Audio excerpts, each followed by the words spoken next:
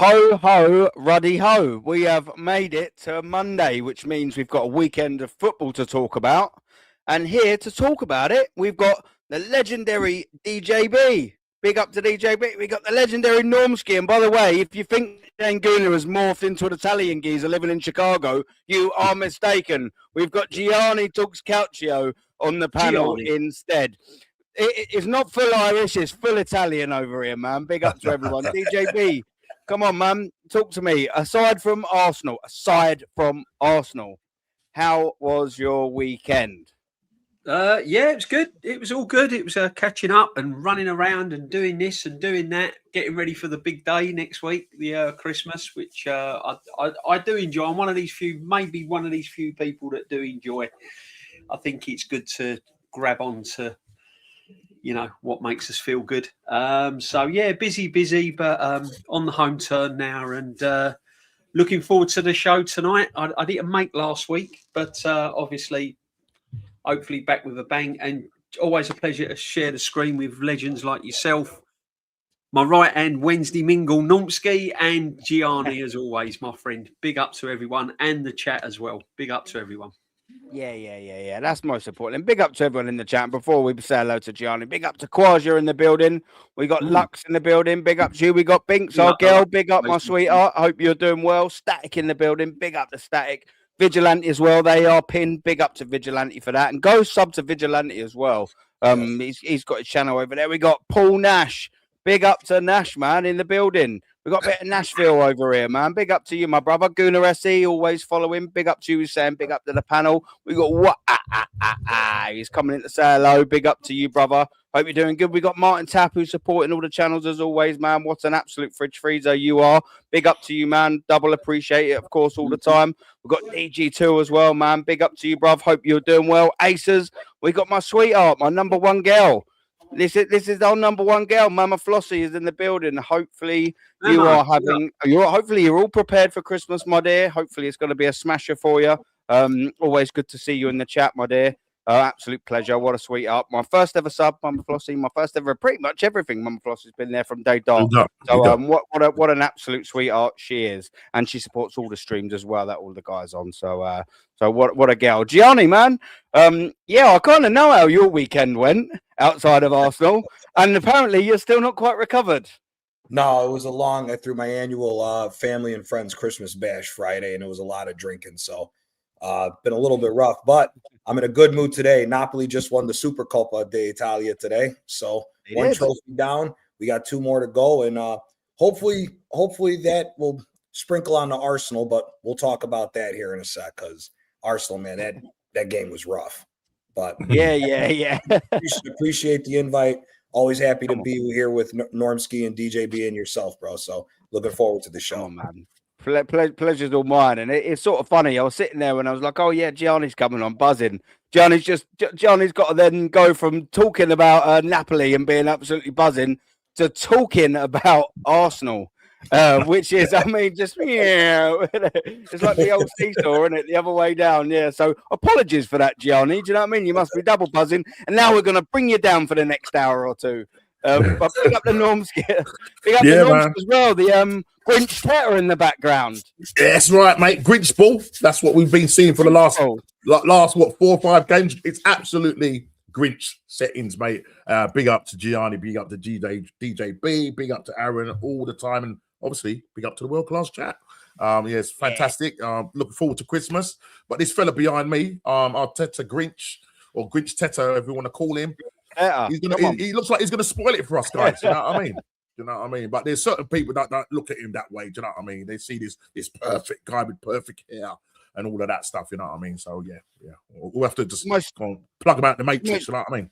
Yeah, the most perfect symmetrical eyebrows you've ever seen. The hair is great. He's just an unbelievable handsome man. He conquers everything. He squeezes lemons. He puts light bulbs in. He evolves as well. He absolutely evolves as well. Yeah. Oh, mate. Come on, guys. That's exactly right, man. But there's only one place to start, of course, which was the weekend's football. We got to watch Manchester City make very, very, very easy work of their fixture yet again. We got to watch that on Saturday. And we got to watch Arsenal for the first time, actually, in a little while, go to second.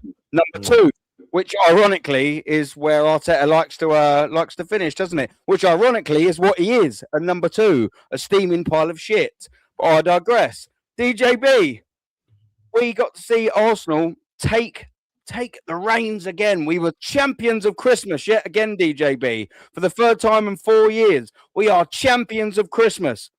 But it means absolutely fuck all, doesn't it? And do you know what? We watched a game against Everton where, okay, you could on the counter argument say, look, it's a horrible place to go. You could say, you know, we haven't got a good record there. Then you could go, we got the win. What are you complaining about?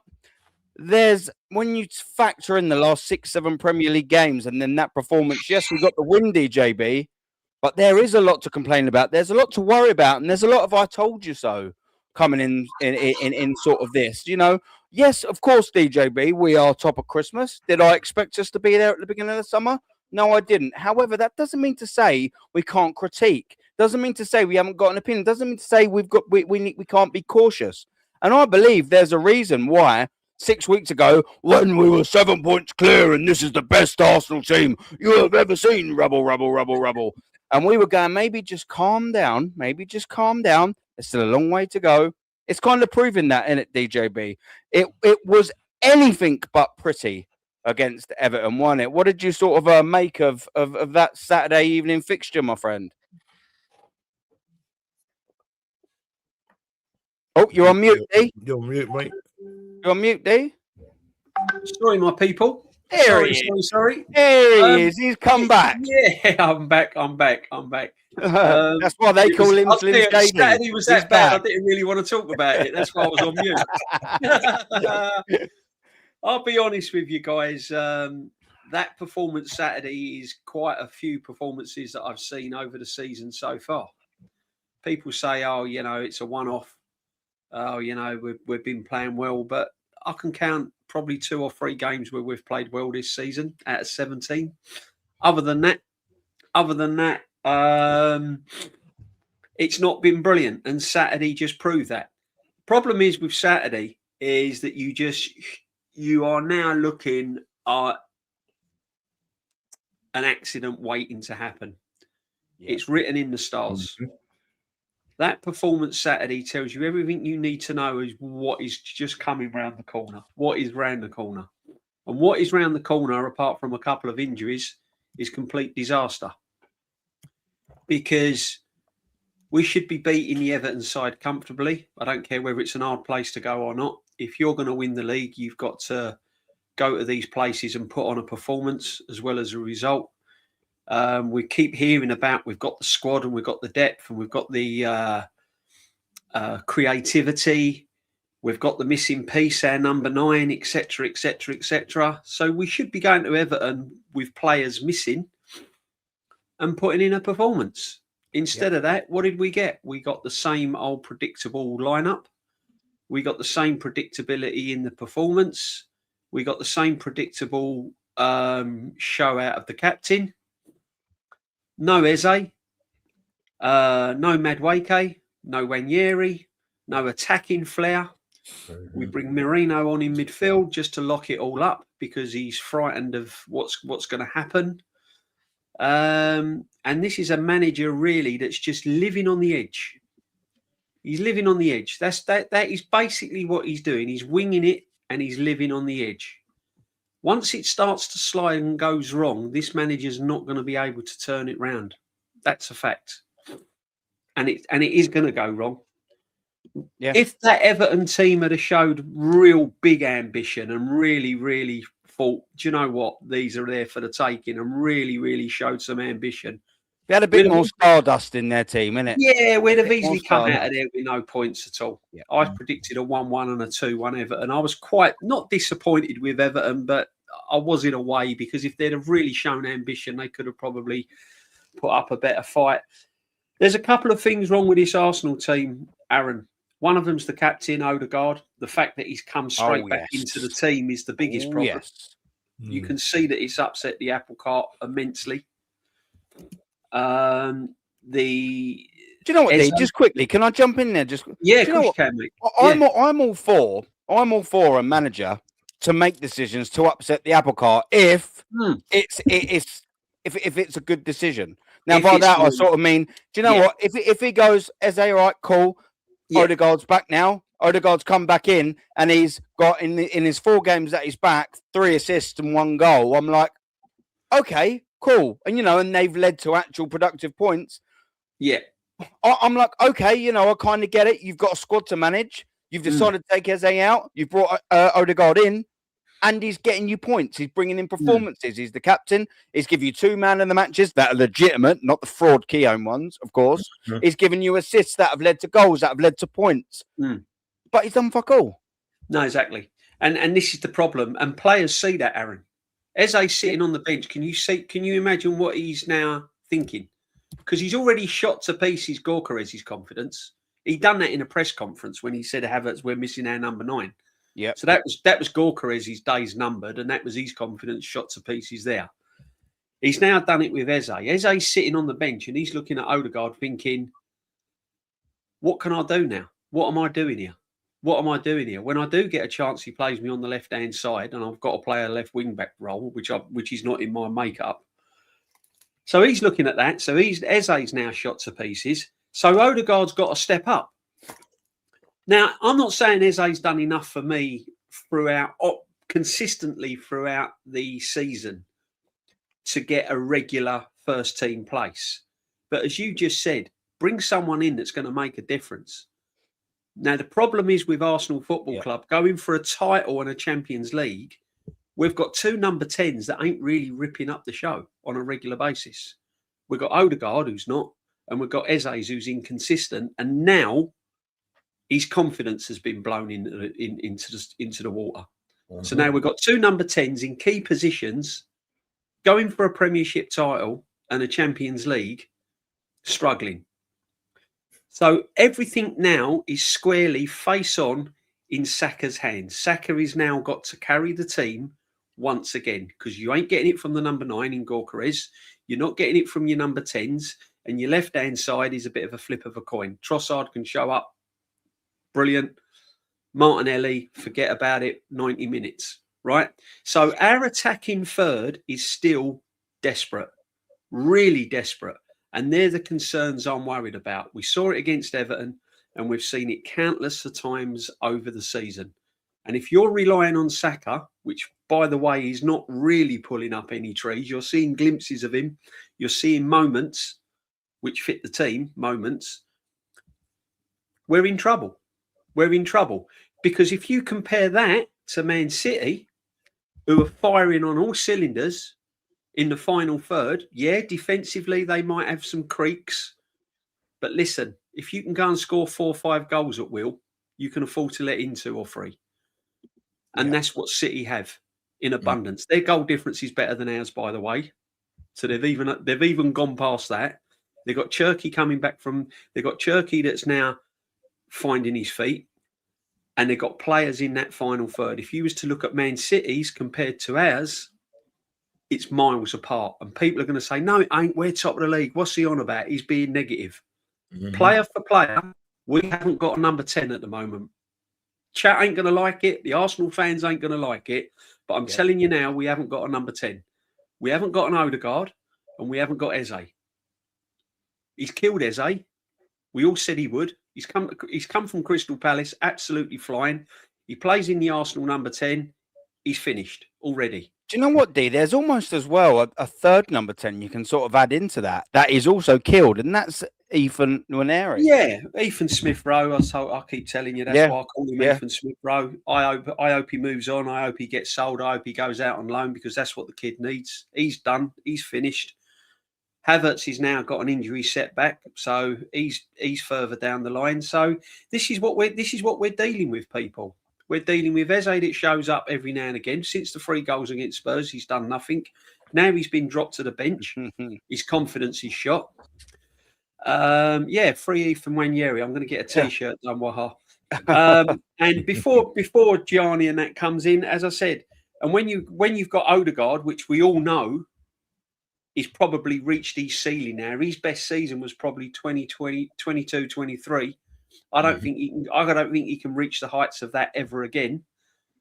You've got a key position there that we're struggling in. And then you've got Saka that's on the brink of another injury. He's probably, on the brink of yet another injury. And if that happens, we are really, really in trouble. So, listen, it is a disaster waiting to happen. We're like a dormant volcano at the moment, waiting to erupt. And it's around the corner. And I hate to say it, but that's how I feel.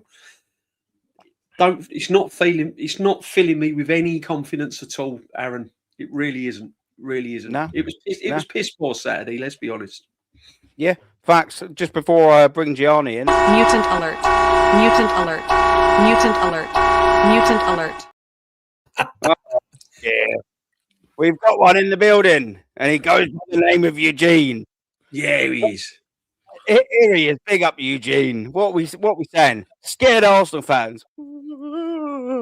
How do you go to war? Only to praise your opponents. Where was the praise? Just want to know. Please stay at home. DJB, you've been going to Arsenal for 50 years. You are not allowed to go to Brighton on Saturday. Stay fuck at home. Normski, I know you go to as many games as you can. I've got a season ticket as well. Don't you dare, Normski. Eugene said, don't you dare think about going to that game or trying to get a ticket. Eugene, I'm scared. As you said, I'm a scared Arsenal fan. I will definitely stay at home. You are petrifying me right now. I will stay at home because I don't deserve to support the club. And do you know what I might do, Eugene? I might fuck off down the lane because you're Mind you, though, to cheer Eugene up, can I just, before you come in to cheer Eugene up, I'm glad we're top of the league, because if anyone had said to me you'd be top of the league at Christmas, I'd have called you an absolute liar and go to the doctors. You need help. But as I said, being top of the league at Christmas don't win you the league, my friend. Boys, look, at the end of the day, we need fans who can stand up for the manager and the team. Yeah, we've kind of been there or thereabouts for 6 years, and Eugene, it's not fucking working. It's not working, Eugene. We've been top at Christmas 3 of the last 4 years, Eugene. We still haven't won the league, Eugene. We're not going off the fact that we have an agenda against Arteta, Eugene. It's just the fact that we've seen failure after failure, Eugene. 19 competitions prior to this season entered, Eugene. We've lost every single competition, Eugene. We haven't got an agenda, Eugene. We're just going off historical facts based on an opinion now that we have because this manager can't get over the line, Eugene. Oh, dear, Eugene. Come on, man. You've got to be a little bit more fucking clever than the absolute nonsense that you write. Listen, you can support your team. It's funny, however you like. How many times have anyone on this panel or anyone in this chat or anyone of our side of the fence, Eugene, as I like to call it, we don't tell you how to support your team and we don't tell you to go and support another team. It's funny how all of this negativity usually comes from comments like yours. That's supposedly the good fans. I don't know, Eugene. It's a crazy one. That you've made me live in Baffledon, mate, on Confused Court. I don't understand it, mate. What are we doing it? But Suge is here in the building to bring us a bit of normality, maybe-ish. Let's read what he's saying. Big up to the guy about as sharp as a rubber ball, Adam. That would be me. Thank you very much, Suge. I knew it wouldn't be great looking at me. But big up to the legends, DJB. That's that geezer on the right. Normski, this geezer there, Gianni. And the world-class chat, of course, to my right. That's why we do it, man. You are the world-class chat. Come on, hit the like and subscribe. Make sure you do. I've got all of these guys' links pinned, so make sure you give them a follow. And make sure you put the notification bell on. You smash a like on this stream and give us a cheeky sub as well. It's Christmas. Come on, stop being Scrooges. Normski and Gianni need 1K subs. That's an absolute fact. I know Gianni's just sort of starting as well, but Normski, come on, man. How on earth has Normski not got to the 1K? So if there's anyone here, click on his link. Get him to 1K. It's Christmas. Come on. But crying out loud, people. Gianni, don't be a Grinch. Don't be a Grinch. Don't be a Mikel Arteta inch. Don't be a Mikel Grinch. Come on, guys. Get this fridge Della freezer. So that 1K to the promised land. Gianni, bruv, I know your football IQ is through the roof, so please explain to me the absolute steaming pile of beep that you, me, DJB, Normski, and the world-class chat had to endure at 8 p.m. UK time on Saturday. Man, help me out. Help me out. Well, like I told you guys before we got on, I fell asleep. That game was so boring. I fell asleep. I just want to ask. I just want to ask you guys, when was the last time you've seen a successful team that plays with a number 10, where the number 10 picks the ball up just outside of his own box? I thought number 10s were supposed to be playing further up the field to create offense. I just don't understand it at all. And I'll tell you one thing, because I'm sure this will be a part of the show as well. It's amazing to see what interchangeable players can do, especially when you watch a team that a lot of people are trying to diss and say they're not title challengers. So come on, man, speaking, bro. How is it that Morgan Rogers is playing on the left but getting 2 goals because he's able to dribble in or because he's able to move around? How is it that Tielemans is a number 10 but can pop up on the right-hand side or the left-hand side, or John McGinn comes in the middle, or Rogers comes in the middle? I just don't understand how this works. At the end of the day, and as DJB said, Everton wasn't at full strength. We almost gave the game up to an Everton team that was missing 2 of their most important players. I mean, Ndai has been one of their best players, if not their best player this season, and he wasn't there. I mean, one could say that if Grealish was in the center or Ndai was on the right or wherever, they could have tore us up with what we've seen that these guys have been doing so far this season. So, man, it's just once again, it's on the manager. I just don't. I think I've heard Normski say it a few times. This is haram football. I don't. I said this on the Bruised Banana, and I will stand by this. When you are a big club, you need to play towards your DNA of your club. Arsenal's DNA is open attacking football. From the early days all the way up through Arsene Wenger, open attacking football is the DNA of this club. This club needs to go back to playing forward-thinking football, not this score 1 goal and lock up, because when you lock up, you're inviting pressure and inviting problems. We saw it with Sunderland. We saw it with Aston Villa. We got lucky in this game against Everton. I just don't understand what the problem is here. We should be destroying these teams. £1 billion spent, we should be knocking these teams off the park with no problem. Knocking these teams off the park with no problem. And Eze not playing to his potential, it's because of the manager. All these guys not playing to their potential is the manager. I've never heard of a team that has a number 10 and a false 9. Never heard of it. Never heard of it. We're trying to do the impossible here. So, man, it's down to the manager. It's clear as day. And anybody who's still protecting this guy just doesn't want to see it and are just blinded and are going to do anything that the manager says because they're for Arteta FC and not Arsenal FC. Facts. Absolute facts. Big up as well. This is a great comment, man. Big up to Ejub as well. Good to see you in the chat, my friend. Hope you are well. Hope you are prepared for Christmas. Hope you're going to have a lovely Christmas if I'm not online and streaming. Big up to you, brother. I see Top Gooners on social media saying that Arteta's first 3 seasons, however you want to say it, doesn't count because it was a rebuild.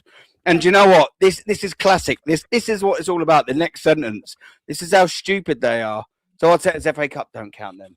I mean, mate, thankfully, Ejub, you'll come in chats like us. Thankfully, you support people like DJB and Gianni and Normskis because, come on, man, you can see past the absolute bullshit. And that's what we're trying to say. We're not trying to say we're right. We're not trying to give it the big I am, Charlie Big Bollocks and all of that. We're just giving our factual opinions, our honest opinions and what we think, man. And come on, we are not naive enough to go our first 3 seasons don't count. Do you know what?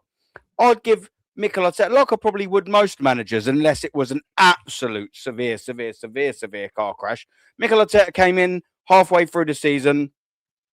Right, granted, didn't really do nothing in the league, but won us an FA Cup.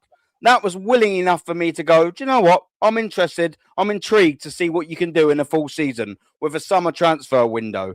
You know, you've won us an FA Cup in 6 months. Cool. I think for me, maybe you do get a little season. Let me see what you like. You've won a trophy. Let me see what you can do. After that, first full season where he gets us to 8th again, come on, enough. Get up, get away. You've had your full season now. You've had your trophy. You finished 8th again. That's Talar. But these people won't have it, mate. These Top Gooners, they're just. Do you know what it is? If you met them, if YouTube, let me just take it from this angle, Ejub, panel, chat. If YouTube didn't exist and there weren't a bit of coin in there, there weren't a little ladder to climb, there weren't this and all of that, all of these people, Ejub, chat, that say to you, oh, yeah, you know, just give him more time, this and all of that. If you met them down the boozer, they'd say the complete opposite. If they want a ladder to climb, if they want a channel to get on, if they want a coin to be earned, they wouldn't say this bollocks. They wouldn't say this bollocks. It's just is what it is. It's facts. Normski, what did you make of? What did you make of Saturday, man? I can't envision that you're too pleased about the absolute steaming pile of shit. What I'm seeing for the last couple of games is there's a worrying pattern that I'm seeing with this Arsenal side.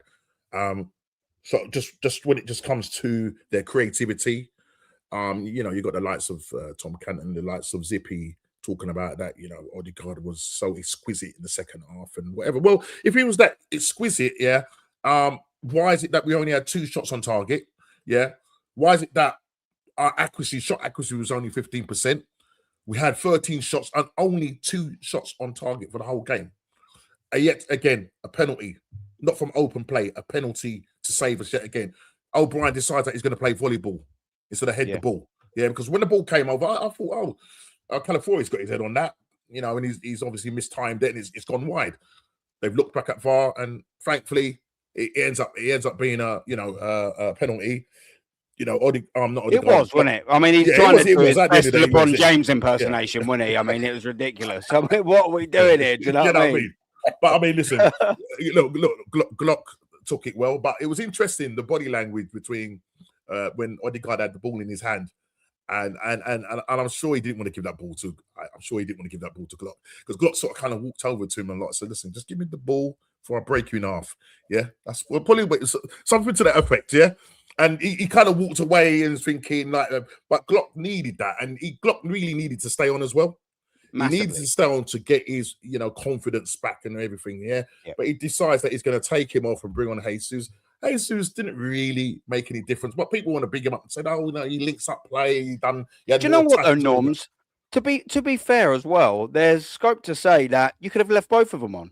You could have Gyökeres on there, and we've seen seasons that he plays at right wing or not as a striker for Manchester City. You could have had both there, but then that alludes to, and I know you was going to get to that. That alludes to the fact that this manager has absolute no in-game managerial nous whatsoever, and if he ain't going to get it after managing and learning at the 3rd biggest club in the country after 7 seasons, he's never going to get it, is he? This is basics, Norms. Yeah, I mean, what you just said there, just nail on the head. He's not brave enough. Simple as that. If he just done something as simple as just keep blockers on, bring on one, and just change the formation.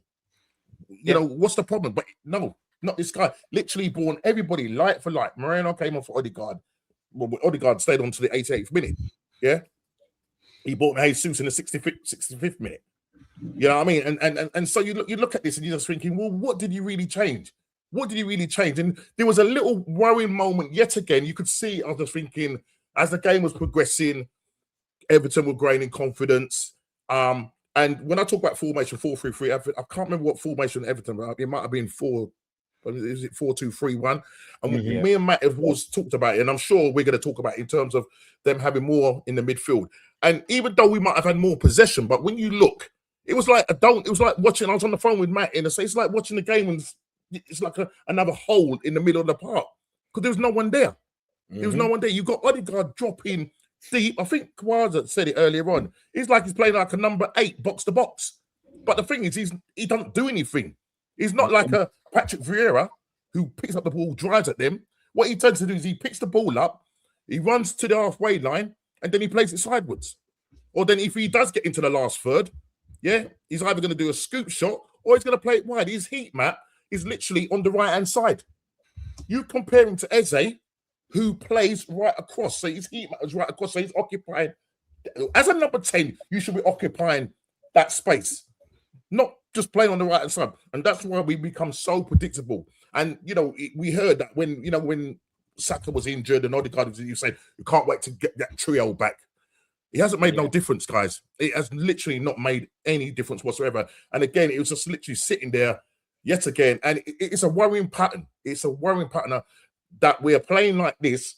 And if we think that we're going to continue to play like this, it's not sustainable, guys. I'm watching Man City. I'm watching them. Honestly, they didn't look like they came out of second gear. They didn't even look like they come out of second gear. They just played their football with a smile on their face. You know what I mean? It's just like you look at Haaland, he's doing the old robot and everything. Chertsky, Reinders. These guys are just cruising, guy. They're playing with a smile on their face, aren't they? Exactly. They're playing with a smile on their face. They're playing with this geezer watching them behind me. Right? That's what's happening. They see this geezer. The old Grinch. The old Grinch Teta. That's what it is now. This is what we're seeing. Grinch Teta ball. And it's literally Grinch Teta, mate. Yeah, and I'll say it again, it's Haram football, man. I'm going to keep repeating myself. I've said it on DJB show. I've probably said it last week, and I said it on the Bruised Banana. Look at what Daniel Farker's done with Leeds. And I was then watching the Monday night football last week, and Jamie Carragher, and I can't remember, it was Jamie Redknapp, one of them. They made the point of saying, after that Man City game, where they were overrunning in the first half, right, where they went 2-0 up, Daniel Farker said, right, I've got to change this. I've got to stem the blood flow because literally they're all over us. What does he do? He goes 3-5-2. Literally, Leeds were camped in their half. They got it back to 2-2. Extra time, in injury time. Yeah. Foden, quality, scores a winning goal. The second game, Chelsea, who was cheering after, drawing us, go to Leeds. You think, oh, that's a Chelsea result. No, 3-1. Liverpool go there. Liverpool are 2-0 up. They then go 3-2 up. They get a draw. You know what I'm saying? They just look the other day. Look what they slapped. Who was it? They beat 4-1. Who was it that they played them just beat 4-1? What was the team? Was it Newcastle? No, it wasn't Newcastle. It wasn't Newcastle. Who did they beat 4-1? Just Leeds. Leeds, yeah. Palace. Yeah, Palace. That's They it. literally played them off the park again. Look at Dominic Calvert-Lewin. He's in a purple patch right now. So he's literally stayed as a 3-5-2. Yeah. Why can't Arteta do that? Why can't he change his system? As you said, he's not got it in his locker. Yeah, that's what I'm saying. But I just said, Aaron, leave Glock on, bring him on, occupy the defenders. But it's the same old. It's what it is, right? We just got to live with this, and then you got guys protecting him. You know what I mean? You've got Mr. Igal protecting him. You've got Igal protecting Odegaard. Whatever. Obviously, Odegaard and they're cut from the same cloth. So that's the reason why. What is Igal? Yeah, what is he on about, man? So for me, absolute bore draw. Absolutely not bore draw. It felt like a draw, but like absolutely boring game. And yes, we're top of the league going into Christmas. But what does it really matter? So what? So what if we're top of the league? We've done that 3 times. What is the end result? What is the end result? Right, so for me, unless Arteta changes his ways, the players are included have to step up as well. Because I think sometimes they approach games and think, it's only Everton, it's only Wolves. I mean, Wolves was disgusting last week. And then we come with this performance. So listen, tomorrow we play Crystal Palace.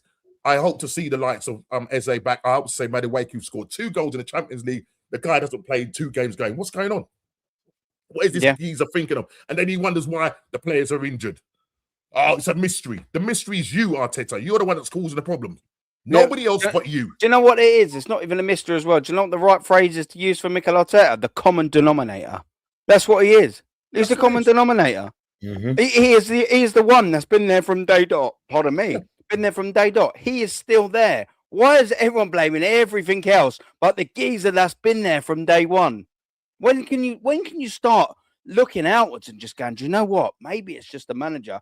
First off, before we move slightly move on, we want to say big up to El Capitan Lee reacts for the radio. Big up to everyone that's come over. Make sure you give a sub to the DJB, to Normski and Gianni Talks Calcio as well. All their links are pinned. If you can do the same for me, give us a cheeky Christmas sub. That would be wonderful. Smash a like on the video. That would be double wonderful. And if you could put the notification bell on, that would be double wonderful. Big up to every single one of you motherfuckers in the world-class chat. Come on, big up. DJB. Of course, we've seen, the worrying thing with Arsenal Football Club right now. The double worrying, the treble worrying thing is that we ain't playing good. We've seen Manchester City pretty much in the last week in gear 2, and they are coasting. Arsenal Football Club all season have been in second gear, but we have been struggling. And do you know what? We've seen it. This is the first time, by the way, in 2 months, nearly 2 months, that Arsenal have won Premier League back-to-back games, DJB, in 2 months. And do you know what? It's not sustainable. It's something that Normski said. It's something a lot of people in the chat have actually said as well. Is it sustainable? It's something that we've been saying pretty much all season. We're happy that we're first. We're happy that we're still amongst it. Christmas champions and all of that. Blah, blah, blah. Allez, allez. But is it sustainable? This is the real question that we're going to ask. For me, personally, it isn't. And when we bring up these next few fixtures, and I always do this, but these are the fixtures, and this time we've got Manchester City's in next to it, DJB. This is our run, or both of our teams' runs, up until the beginning of February. Let's get this up. And yeah, Vigilante, big up. Keep smashing them likes. Come on. Get to 100 on 39. Come on, it's Christmas. We can do better than that. Smash them likes right up. Listen, boys, we have got this to look after. Let me take this banner off because, the Christmassy thing. We'll take this off just for 1 second so we can see this a little bit clearer. And these are our head-to-head fixtures. There's 7 fixtures until February, DJB. And this is where I want to go. We've got Arsenal v Brighton. We've got Villa. We've got Bournemouth away. We've got Liverpool at home. We've got Nottingham Forest away. We've got Manchester United at home and Leeds away. And the exact fixtures are for Manchester City. They have Nottingham Forest away. They've got Sunderland away. They've got they've got Chelsea at home. They've got Brighton at home. They've got United away. They've got Wolves at home. And they've got Tottenham Hotspur. Their bogey team, to be fair, away. We're on now our 2-game winning run. And I always say, where is our title winning run coming from? But when you look at these games up until February, which I think where we more know where Arsenal Football Club are as a team, we are 2 points ahead of them, DJB. Yeah. We are not playing very good football, DJB. No. Manchester City's run looks a little bit easier, DJB. Yeah. Can you see us being first come 1st of February, DJB? Well, I'll be honest with you, Aaron. I was shocked that Man City went ahead of us on Saturday. I wasn't surprised, but when you look at our team and when you look at the pedestal that it's been put on, Man City should not have been anywhere near us. Even when they won that game on Saturday, they should not have been anywhere near us. We should have done enough throughout the season to be clear. The fact that we're celebrating we're top at Christmas, the way we started the season, we should have been well clear of Man City anyway. The fact that we're not clear of Man City is alarm bells because Man City have been here, they've done it, they've worn a T-shirt. Players like Foden, Haaland, you can go through the whole of their team and they're all winners. And the biggest winner is the manager, Pep. He's not panicking. He's been here before. He'll pick up 3 points against Forest and he'll do it with ease. See, the problem is City are picking up 3 points with ease again. We're not. We're struggling. And away from home, DJB. Yeah, and away from home. Even at the Emirates, Aaron. Even at the Emirates, we are not convincing. So we are struggling in every single game. Every single game, we're having to rely on a penalty, a set piece, a mistake by the opposition's defence to get over the line. City are just cruising. So are Villa, by the way. Hats off to Villa as well. Brighton Hove Albion, that's a bogey team at the Emirates. They can cause damage. Again, if we're not on it, they can easily come and get a result there. Aston Villa, that speaks for itself. Villa are flying at the moment. They're scared of no one. This manager has got Arteta's bookmarked, whatever you want to call it. So that's not going to be easy. And then you look at City. I think Sunderland away could be a tricky one, but I think they'll get over the line there. Chelsea at home, I think they'll win. I can't see City losing at home too many games now going into that run. Spurs away will be a tricky one. They've got the Manchester derby, which will be hard, but I think they'll get over the line now. But then we've got a Liverpool team that's coming to the Emirates. And they've just started to turn the corner. All right, I know they beat a 9-man Tottenham, but they're starting to get players now hitting a bit of form. Wirtz now is feeling his way into the team. He's starting to look the player that they spent the money on, which is a worry. Etatike is scoring goals, which he's done all season. So they've got a goal scorer and they've got Wirtz coming to the party. So when they come to Arsenal, that's going to be their first test, really. So that's not going to be easy at all. So the fact that we are struggling in every single game and City are not, That's the worry for me. And then you've got players that are kind of in the red zone, that are kind of carrying injuries, that are being rushed. Saliba's playing with an injury. That's why we're not seeing the Saliba that we saw last season, because he's carrying an injury. So he's an accident waiting to happen. You've got Rice now as well, still playing loads of minutes, that seems to be struggling in certain periods of the game. And then you've got this Zubimendi. And I said it on Lee's channel before I came on here. I want someone to sit me down and tell me and go through. And I've watched a lot of football. I want someone to sit me down and go, this is the reason why Zubimendi's world class. This is the reason why we bought him. Yeah. We've said it, haven't we? I don't see it, Aaron. I'm sorry. I don't see it. When people told me about Zubimendi, I was expecting this kind of, player that's going to break up play, that's going to be physical, that's going to defensively, he's going to be hard, he's going to be aggressive. And then when he's got the ball, he's going to run with it. He's going to carry it 30 yards. He's going to hit through the lines. Passes. He's going to spray passes over to the left. He's going to He's a lane breaker to the right. I don't see it. That's what I wanted at Arsenal. Man like Partey goes out to break the lines from deep. I don't see it. But anyway, he is better than probably what we've got on the bench, if you like. But I don't see it. But anyway, so yeah, they've got Reinders coming. They've got Reinders coming back. They've got Cherky that's improving every single game. Haaland speaks for himself. Foden speaks to himself. Doku's tearing up on the left-hand side. As I said, they will leak goals, but they can score goals. And they score goals for fun. Their goal difference is better than ours already, and that will increase. I think if City are top, if they go into that Spurs game, top of the league, 3-4 points clear of us, I think we should then start looking towards the Champions League, depending on where we are, because you can kiss the Premier League goodbye. That will be gone. We need to be on top of the league come February. We need to be at least going into February. We need to be at least 8 points clear of Man City. And that's it. Listen, I'm talking about Man City, but Aston Villa are going nowhere. Mm-hmm. Aston Villa are going nowhere. They're still going to carry on winning games. They're going nowhere. So, but them fixtures there. Do you know the toughest one for me on that is Leeds away. They're the sort of games that we're going to slip up on. Leeds away, and Bournemouth could be tricky as well. But yeah, I don't know, man. It's very, very difficult to sort of say. I should be sitting here before Gianni comes in. I should be sitting here full of confidence. I should be sitting here going, 3 points against Brighton, 3 points against Aston Villa. Well, what are we worried about? We spent £1 billion.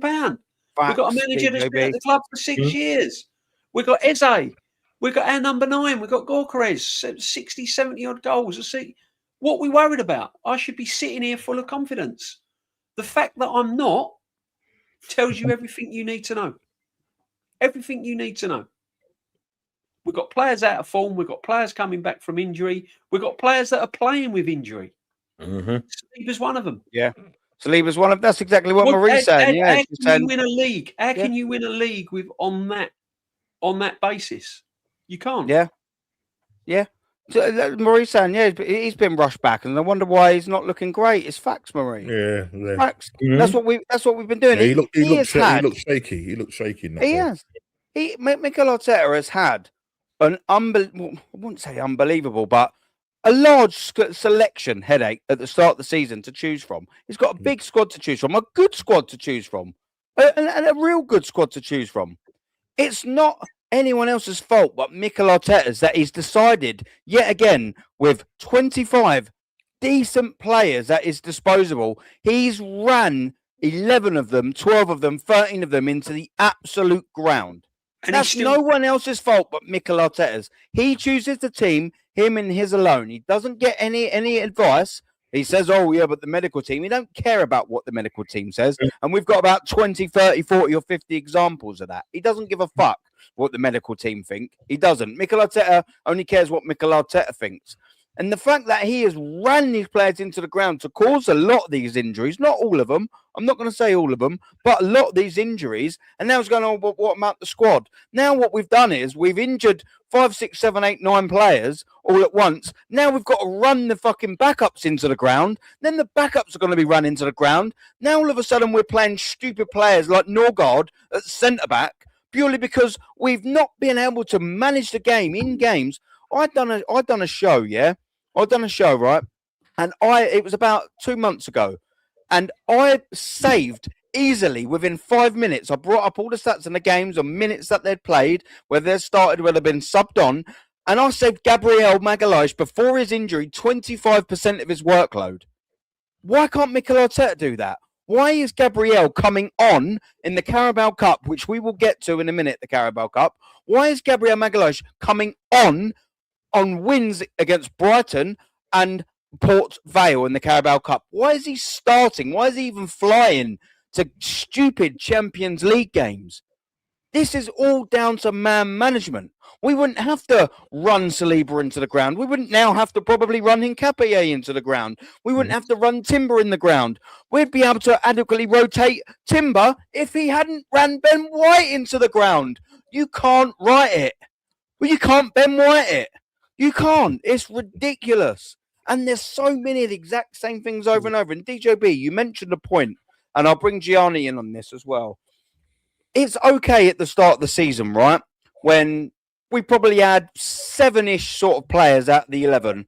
They were giving us 6, 7, 8 minimum 7 or 8 out of 10 performances. Now it's flipped the other way round, isn't it, Gianni? Now all of a sudden you've only got 3 players that are giving you average performances. Exactly. Now all of a sudden you've got 6 or 7 players that are giving you 3s, 4s, and 5 performances. And that's why we have only managed to win 2 on the bounce in the last 2 months. And this is why it's not sustainable. We've been telling people this so many times, Gianni. It's not sustainable. He's running these players into the ground. And when I'm looking at this fixture list, and they're piling up, there are Champions League and Carabao Cup games involved in this. But when I'm looking at this fixture list, DJB said it right. I've said it on my channel before.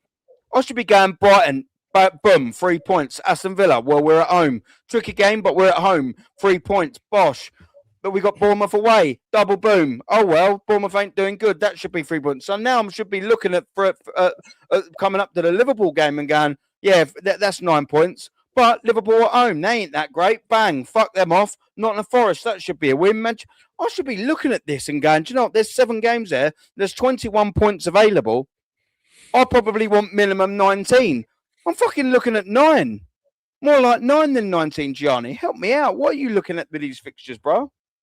Well, I'm worried about Brighton and Villa because those are both historic bogey teams for us. So to go along with that. But Aaron, if you check your Instagram, I just sent you something. AFTV, with what DJB was talking about with the injuries, said the quiet part out loud. Since the start of the 2024-2025 season up till now, we've had over 100 injuries to this squad. That's an actual fact that AFTV even put out there. So it's on the manager. He rushes players back. They're talking about rushing Gabriel Magalhaes back for the Aston Villa game. If he gets a serious injury, remember, he was rushed back for the beginning of the season. He was supposed to be out for the first month and a half of the season for him to properly heal. We haven't allowed it. And that's the problem with the manager, is he's in panic mode no matter what time it is. How is he rushing players back? If we lose Magalhaes, we're done. If we lose Magalhaes, if Magalhaes gets rushed back and he goes out for a couple months because he re-injures himself, we're done. I'm sorry, we're done. Hincapié has looked somewhat okay, but with also playing with a banged-up Saliba, Hincapié is getting exposed a lot more. He's getting exposed a lot more. And to raise the other one with what DJB said, with guys playing with injuries, did everybody notice Starboy was limping around the last 5 minutes of that game against Everton? Yeah. Mate, he was limping around in the first 5 minutes, touching his leg, doing what with wide legs. He's fucked, mate. He's fucked. Exactly. Sorry, G, to cut you. No. All good, man. But that's what we're talking about. So anybody who's saying, oh, we're being negative, guess what? The ultimate fanboys that talk nothing positive of Arsenal with AFTV is actually just backing everything up that we say with these injuries. 100 injuries. How big is the squad? maybe 33 players, maybe 34 players, if that. How do you factor 100 injuries in for only 33 players? It's the manager. Multiple injuries, isn't it? Multiple injuries on one player. It's multiple injuries, but it's also because of stupidity. Yeah. Why is Saka? Why is anybody who's playing on the left wing, whether it's Martinelli, whether it's Trossard, whether it's anybody, why are we forcing these guys to basically play as wing backs when we're defending against these weaker teams? Why are we seeing them having to run all these extra miles? Isn't that why we brought Zubamendi in? Wasn't Zubamendi and Rice able to cover everything? So again, it's nonsense. It's absolute nonsense. But as far as, this is it. AFTV put this out there.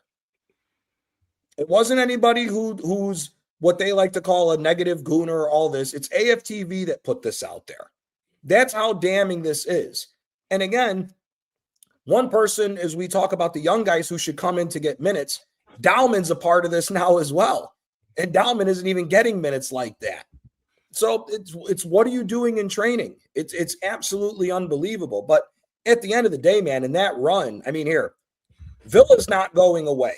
Villa is not going away. I'm sorry to tell everybody, Villa is not going away anytime soon. And everybody better hope that front office does not back Emery in this winter transfer like they did last year. If they're able to get 2 to 3 loans, because they do have some issues with PSR, but if they're able to get 2 loans like they did last year, if they could get a Marco Asensio or a Rashford, and God forbid they get a striker that's scoring goals, because that's one thing. They're doing this with Ollie Watkins playing like absolute shit right now. Watkins can't hit the side of the net, let alone put it in. If they get a striker, we got problems. It's not just City, it's them as well. I don't think they're going away anytime soon, in my opinion. But again, it's on the manager. You should not be rushing players. It's £1 billion spent. I'm not hearing no more excuses for the injuries. I'm not. The injuries. No. Facts. First of all, last season, this manager was dumb enough to admit and say, oh, we knew we were coming in thin this season. And all the top gooners jumped on that comment and said, oh, we had to do this, we had to do that. Guess what? We weren't thin coming into this. We spent an extra £300 million coming into this season to bring us over the billion for this manager. I don't want to hear any excuse about injuries. I don't want to hear it. Don't want to hear it anymore. That has been the nonsensical excuse that everybody has tried to use for last year's appalling situation that happened. It's not an excuse anymore. So now it's time to put your nose down to the grindstone and get through it. And if you can't, it just shows he's not that good of a manager. But as far as this run, we lost away at Bournemouth last year. Now, granted, they're in a bad run right now, but we should be winning this game. Liverpool, again, if we're rushing guys back and guys are banged up, I don't trust Saliba with the way he looks right now to go up against an informed Ekitike, because Ekitike's scoring goals. He gave Saliba some problems in that game anyways, even when he was healthy. Not Saliba. He was giving Magalhaes problems in the game that we had at Anfield. And he was decently fit for that game. So I'm not buying it just yet. And here's the other thing at the end of the day that's the biggest problem with Arsenal. We played down to the competition. Everybody of these top gooners the last few years have talked about Arteta's ability against the other big 6 teams. It's always the lesser teams that get the better of us because we play down to the competition. And when you see these runs of games, you see teams that we have dropped points before in the past that has cost us. Everybody remembers Aston Villa getting us in that week 2 years ago when Villa and West Ham got us, and it cost us the title that year. And Villa's already our bogey team. And the way they're playing, I even at home, last year even, we went up 2-0. We took a 10-minute snooze in the game. They cost us points in that run. We ended up drawing 2-2. So just because it's at the Emirates doesn't mean it's a game that's going to win. Look at Brighton.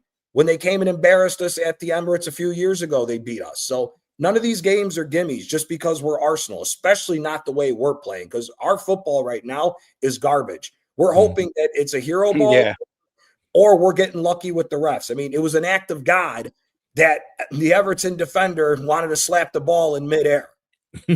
Maradona style. Oh, no, yeah. LeBron, and it was an act of God that they didn't call a foul on Zubamendi when Barry beat him outside the box for a free kick shot. And it was an act of God that we didn't get a penalty call, because Doesn't matter if somebody's back is facing the goalie. We see that get called a penalty all the time. Time Across and all time the and leagues. time. Not just the Premier League, across time all again. the leagues, we see that. So it was an act that we didn't get a penalty and Everton didn't take points off us. So no, right now, I want to see us play. I want to see us tomorrow come out and blow the doors off of Palace. After Palace just lost, we should come out and smoke Palace. If we do that, then I'll be more confident for these runs of games coming up. But like I said, we play down to the competition and it always kills us. Yeah. Now, facts. Just before we bring Normski in, we will get to the Palace game as well, and we'll do a couple of starting lineups and all that. But Mutant alert. Mutant alert. Mutant alert. Mutant alert. oh, Nelson, come on, Nelson. Easy running, lad. No, Nelson. We are still top with no Gabriel, lad. Why are you moaning still? Nelson. We have great cover, mate. Nelson. We did have great cover until he destroyed them all, Nelson. Everyone has injuries, not as much as ours, Nelson, and not as self-inflicted as ours, Nelson. You're wrong. Check other teams' stats. Bren won't back your argument. No, you're absolutely factually wrong, Nelson. Villa can't sign big players. They've managed to do all right, though, haven't they, with our cast-off manager? Nelson. And Villa's rather harder run than us. I wouldn't say so, Nelson. But we are top of the Prem and Champions League at Xmas. Cheer up, man. I am very happy. But that doesn't mean to say that we cannot talk about worries, concerns, discussions, how or what we think is going to happen. Nelson. Aaron, can I add to that? Very, very, very much. Aaron, for your viewers, I have a stat for Nelson. In the Premier League era, Arsenal's been up top the Premier League 4 times going into the Christmas break. Guess how many times they won the Premier League when they were up top? Zero. Yeah. So they were top when they had John Gregory, weren't they? They had John Gregory as manager, Villa at Christmas. I think they were smashing it. 0. Mm-hmm. They didn't win it. I think they fell off double arse. Yeah, come on. That's what it's all about. Nelson being a Mandela. Yeah, I mean, just not as quiet. Not quite as good as the old as the Mandela. Do you know what I mean? Nelson, come on, man. What we doing here? But I know Lynch. But what can you do? But thank you very much, Nelson, for your contribution as always. Anyway, man. I just want to grab this as well. And I want you to jump in on this, Normski. And Suge, big up to the Suge. Yes, question: if Emery played / captained Arsenal like Mikel Arteta has, would these top gooners brown nose him like they do with Arteta? Signing Arteta would be haunting Arsenal. I think you meant haunting. I don't know what haunting is. Haunting, I presume that you meant to say. What do you reckon on that, Norms? I'll take that off because it's right in your line of chat. I'm not leaving the super chat up. However, Normski is right in his face. No, they don't. I mean, listen, they dismissed him when he came. They didn't give him a chance.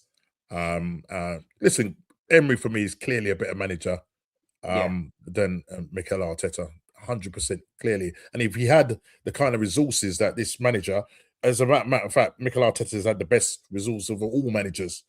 And so therefore we expect to see us go over and win the line and get over the line.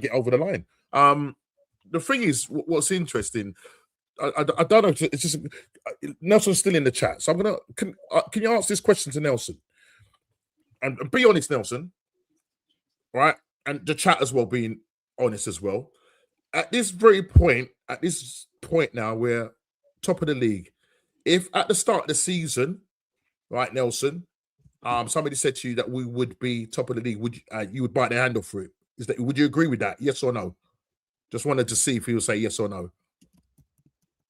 So whilst he's having to think about it, so basically, essentially what I'm saying, might be here a long time. It might be a long time, but if at this point here, if somebody told me at the start of the season that Arsenal would be top of the Premier League, top of the Champions League, you'd bite their hand off for it, wouldn't you?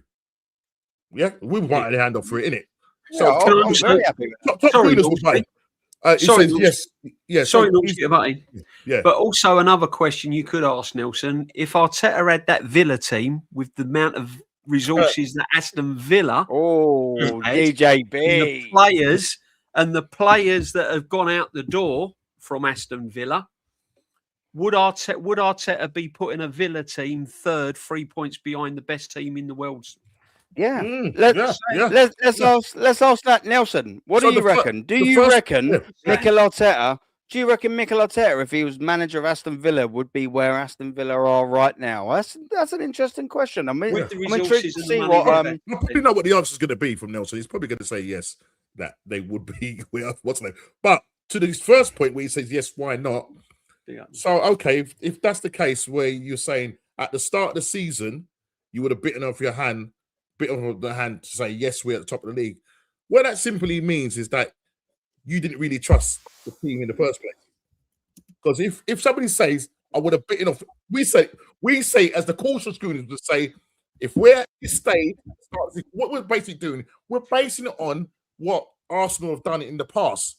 So if somebody says to us, because the way we're playing right now, I would bite your hand off to say where we are in the league. We're first, and we're first at Champions League. But what that tells me is that we don't trust this manager. We don't trust the team because we're not playing well. So therefore, what you're saying essentially, Nelson, is that you don't really trust the team. You don't really trust the manager. Because at the start of the season, you would just say, yeah, no problem. So have a think about it. You would have bitten off the hand to be where you are now. So it just tells me that you don't really have faith in the team getting it over the line at this point. And as Gianni said, 0 times. We've been at the top 4 times, top of the league, and we won it 0. This is what we're going on. We're going by evidence, fact evidence, past evidence. That's why we are assessing it. Now, you can come in and you're saying no norms. So explain yourself then. Explain yourself, Nelson. Explain yourself, yeah? You're the show. I just want to add to that, Normski. Nelson said he would get a top job in Europe if he left Arsenal. Napoli will take him, but we'll take him so he could serve fish salad in the stadium. He ain't going to be no manager. So why didn't he get... So why didn't Real Madrid come in for him then when there was a manager vacancy? Yeah. Why didn't Barcelona come in for him when there was a managerial vacancy? Why did they not come in for Arteta? Why did they not even turn the heads of Arsenal Football Club when these vacancies were going? Liverpool, when Klopp went, why didn't they come in for Arteta? Bayern Munich. Man City, at the end of the season, could be losing Pep. Arteta's not even on the list of about 8 managers that are in contention. Inter Milan went with a novice manager. Inter Milan went with a novice manager after they just bottled the league and the Champions League. He says Unai Emery bottled top 4. Well, my friend, there's no bigger bottle job than Arteta. He bottled the Premier League if coming second. Unai Emery also got us to a European Cup final, albeit lost it, but he got to a final. This guy was out of a semi-final in the Champions League after 8 minutes of football. He's bottled every season. This is what does my head in that I don't understand. The year that he finished 5th, he had Arsenal in 3rd place and bottled it at the tail end of the year. The year we were 8 points clear, he rushes Jesus back over Trossard, who Trossard was about to win 2 straight Premier League Player of the Months. He forces him back. That's the year where we have 1 win in 7 games, which caused us to lose the 8-point lead.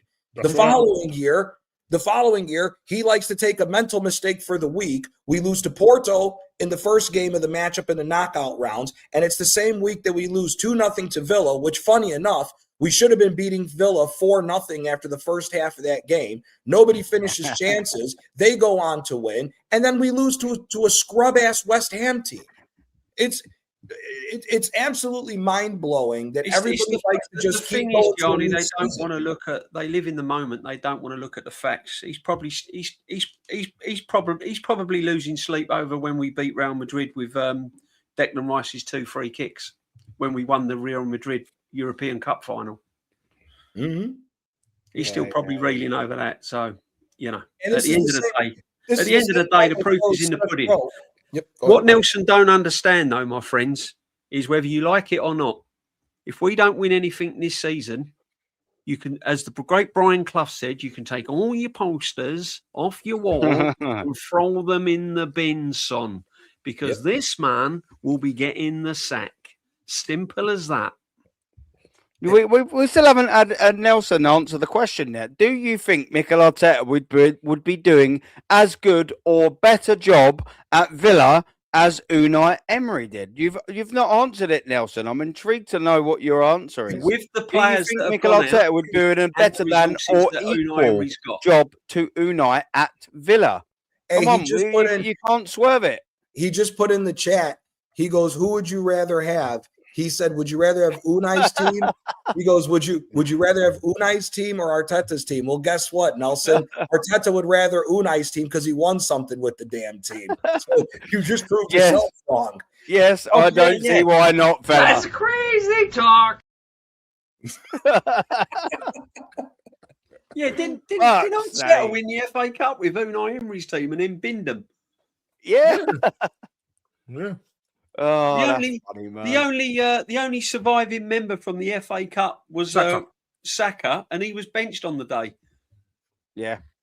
Although it does intrigue me as to wonder what Mikel Arteta could do better to lead us to guide us to victory. What do you reckon, Gal? Take their nipples. Take their nipples. Take their nipples. Take their nipples. Okay, we know listen. Mikel Arteta could tape his nipples, I guess, couldn't he, Gal? He got us competing. Their nipples.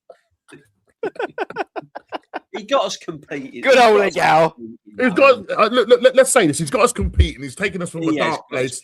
We finished eighth, and blah blah blah blah. We've got the most points amount of tally. We've beaten Real Madrid. Apparently, PSG told us that we was better than them. And what else? I'm losing. I'm trying to think of all the excuses. Can anybody else think of what else? All these top cleaners will come up with. He was competing. And I'm just going to add this about this competing nonsense, because this does my head in. This absolutely does my head in. Napoli has won 2 Scudettes in 3 years. Have a squad that its total amount of money is only worth 450 million euros, and 100 of that was spent this season. When we won our second Scudette last season, it's only been 350 million euros to get a team to win 2 titles in 3 years. So I'm not hearing no more about this. When Arsenal has spent £1 billion, Arsenal has spent enough money to buy Inter Milan. You could have bought Inter Milan with the amount of money that Arsenal has spent. So I'm not hearing any more about this. Oh, we spent $1 billion to keep competing. No, man. That just shows that you're not a real fan that wants this team to win. Just competed. Ridiculous. It's ridiculous. It's ridiculous. It's mad. Oh. It's mad. Oh. The thing is, we can see we're just pointing out because we're cautious because we've been here before. We've been absolutely hammered by this manager. He's astounding. We've been let down so many times. We can look ahead. The fact that certain people just can't look ahead and they think everything's going to be all okay because certain channels say it's going to be okay, and certain pundits and ex-professionals say, "Oh, it's going to be okay," and Arteta this and Arteta that. The fact is, we've been there before. We know what's round the corner. And as I said, the fact that Man City went top of the league on Saturday, albeit for 24 hours, they went top of the league. That tells you everything you need to know. I like this. We should have been 7-8 points clear. We should have been miles ahead. And nobody should be listening to Egal. Nobody should be listening to Egal either. I'm sorry. For those who don't watch hockey, he's a Toronto Maple Leafs fan. They haven't won since the fucking 1960s. So that's how even I know that, and I don't watch hockey. Yeah. They haven't won since the 60s. So keep going with the trust the process nonsense. Have you listened to what Egal's been saying all week with all the old contradictions to see the old Lee Gunner cooking him with all of that? I can't listen to him, man. I can't listen to him anymore, man. It's absolute madness, which is why he retains his trophy, by the way, ladies and gentlemen. He's retained it again for a second week in a row. The Aaron Talks Arsenal Wanker of the Week, sponsored by the Ludum. Yes, he's won it for the second week in a row. Egal is Aaron Talks Arsenal's Wanker of the Week. He's racking them up more than Mikel Arteta now. He's moved ahead of Mikel Arteta on trophies won. Honestly, he's going to have this fucking cabinet filled with trophies. I tell The you wanker what. of the week, the match day 17 Aaron? wanker of the week. Yeah, again, goes to our brother Regal. Big up to Regal. Round of applause tell for you Regal, what, please, ladies and Shane's gentlemen. Big up, Legal. But if Shane was in the chat, he'd say Semu would be running him on that one because he was in. Oh, it was close. It was close. It was close. But it was only because of numerous reaction videos that I saw a gal doing. He was reacting to Lee Gunner, and then he was reacting to Cass from Never a Foul, Shimon. That he had to get. Our very own YouTube Michael Jackson, Shimon, had to win it for a second week in a row. Big up to Igal. Talks absolute steaming pile of shit for being the wanker of the week for the second week in a row. Let's put you right there. Right there. You get it on display yet again for another week. Top of the you absolute pillock. Oh no, but he's going to do a reaction video for being the 2 week in a row wanker of the week from Adam. Whatever, Regal. Whatever. We've got a great video here. Great video. It's only because I've seen Lux videos. We've got a great comment from Lux videos. Aaron, can you and the panel do a combined current Arsenal and Villa 11 right now? I'm assuming you mean, and we'll do this just before we move on to the Carabao Cup. I'm assuming you mean like literally like right now, everyone's sort of fit. I mean, in goal, what are we doing, boys? Are we going to go Martinez or are we going to go David Raya? And we're going to play a 4-2-3-1, yeah? Yeah. Yeah. No, not 4-3-3.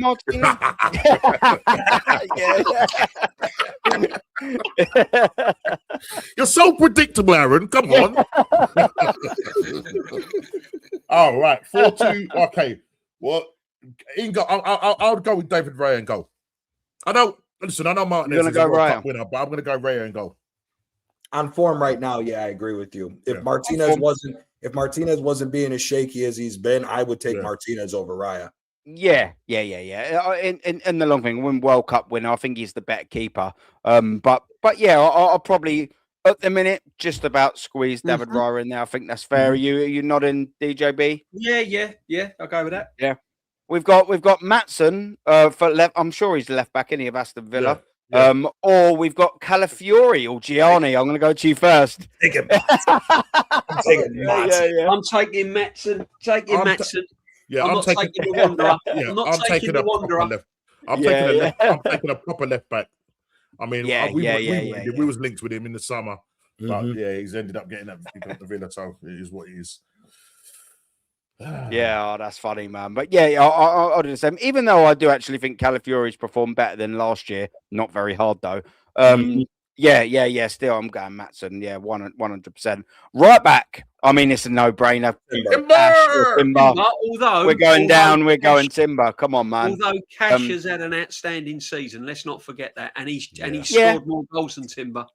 Yeah, he made a bit of a boo-boo. He made a bit of a boo-boo yesterday, though. Yeah, clear that ball, mate. On the whole, Cash has. But Timber for me all day long. Yeah, Timber. Yeah. It's a given that, isn't it? It's probably the easiest choice there, to be fair. Like I said, credit to Cash. He actually has been decent this year. But, I mean, you're coming up against Timber, who's probably top 2-3 best right backs in the world at the minute. I mean, he's been unbelievable. 100%. Considering as well what he's had to fight back against Mikel Myers trying to butcher him to death. And, you know what I mean? Considering that, when you're factoring it all, I mean, even double props to Timber. I mean, he's been unbelievable. Konsa over Saliba, boys. No, I'm thinking Saliba. Yeah? I mean, we're still going for Saliba. Yeah. We get... go on, sorry. I think we get 3 of our defenders in. I think Matsen's the only one who gets in with the defense. But once we've got Lindelof over Hincapié at the minute. Yeah, but once you get into the midfield and the wingers, now it's a different ball game. Now it's a ball game. Rodgers has spoken whoever on the left wing. Rodgers completely. Yuri Tielemans is smoking Odegaard or Eze this year.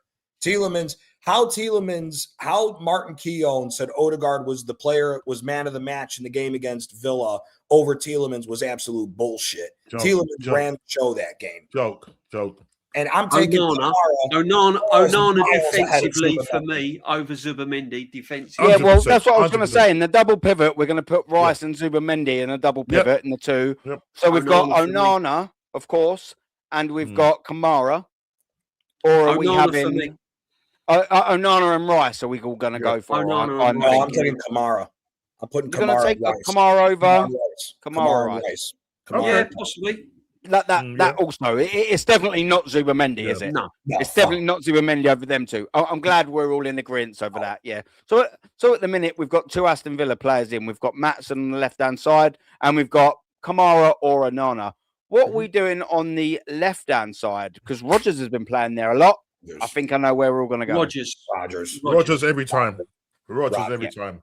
Yeah. I thought it was going to be a very, very, very easy question. That on the left-hand side, of course, we've got McGinn. You mean the right-hand side? You mean the right-hand side? Oh, right-hand side. Apologies. Right-hand side. Trossard is not better than Rodgers, Nelson. Sorry. Trossard is not better than Rodgers. No, you're smoking. No. Trossard's having a good season, but no, he's not. Hold on. What? Look at the hold on.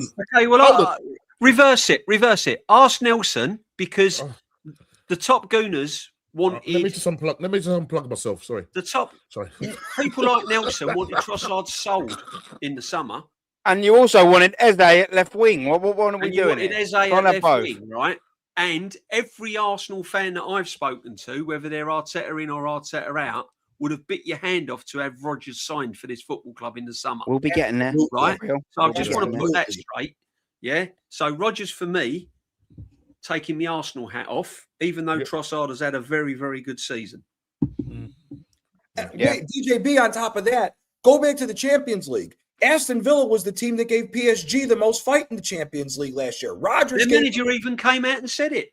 Right. It's the hardest game they had in the Champions League. And the only guy that we say that's better than Timber, or who gives Timber a run for his money for the best right back in the world, is Hakimi. Rodgers gave Hakimi all he could handle in that matchup. Yeah, and more. Not even close. Rodgers is smoking anybody you're putting on that left-hand side. Wow. That's not even up for a debate. B20 zone, big up, my friend. Big up, James, bruv. There's space on there if you want to jump on for a bit, bruv. Rodgers is way better than anybody we got on the left. You could say he's not a left wing you want. You're right. Because Emery knows how to play football. Thank you. 10s. They're all rotating 10s. Oh, That's why those guys can go inside and outside. But then it's not. Doesn't he know football? This is what they were doing against us. Come on, guys. Oh my Lord! Where did both of the goals that Rodgers scored? Spat his dummy out and said that if I don't get more to game time, I'm off, and wanted a bit and wanted another club. And DJB and Normsky, remind me, wasn't Trossard the guy that everybody wanted to ship out this year? Along with Martinelli, they wanted him gone this summer, and they wanted Rodgers. That was first on their list. Yeah. And funny enough, where would Trossard have ended up at? Trossard was going to go to Villa if PSR didn't tell Villa that you can't buy anybody. Yeah. So let's stop this nonsense. You know what? He would ball out there as well. He would ball out there. Yeah. Can I just add one more thing? The same guy that's wouldn't put these Villa player in the Arsenal team are only 3 points behind Arsenal, by the way. Yeah. Let that sink in. Facts. Shifty, lads, how do you debate morons? I don't know. We try to. But, it is tiring. But fuck me. Rodgers gets into Arsenal team on the left, right, or the 10. Facts. Tielemans gets in my team as well. Tielemans is the 10. Tielemans, they've been sort of putting him in a 10 and they've been interchanging, because he's got managerial nous in game management. We got Tielemans at the 10.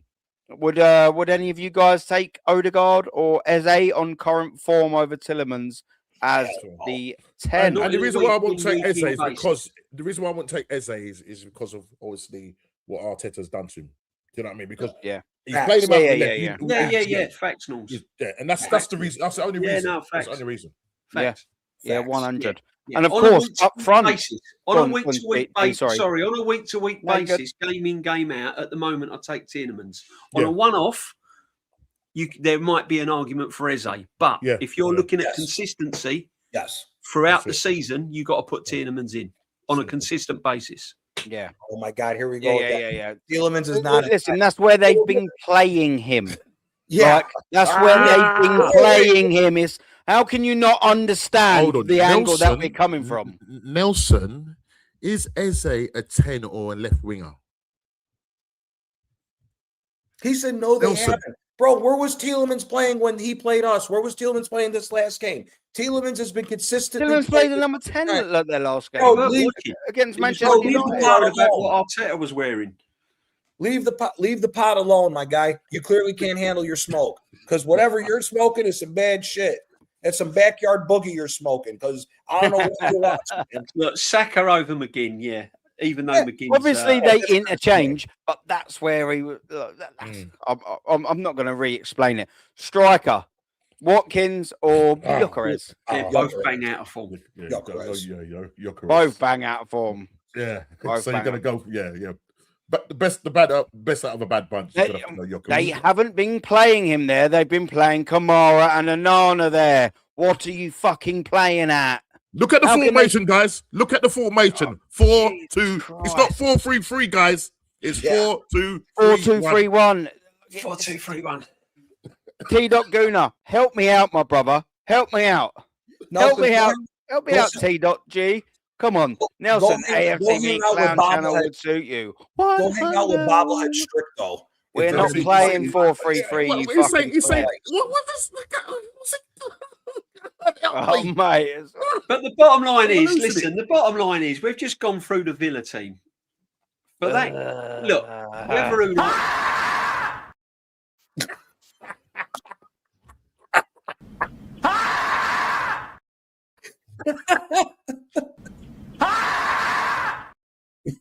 Crying out loud. We're playing a 4-2-3-1. Jesus Christ.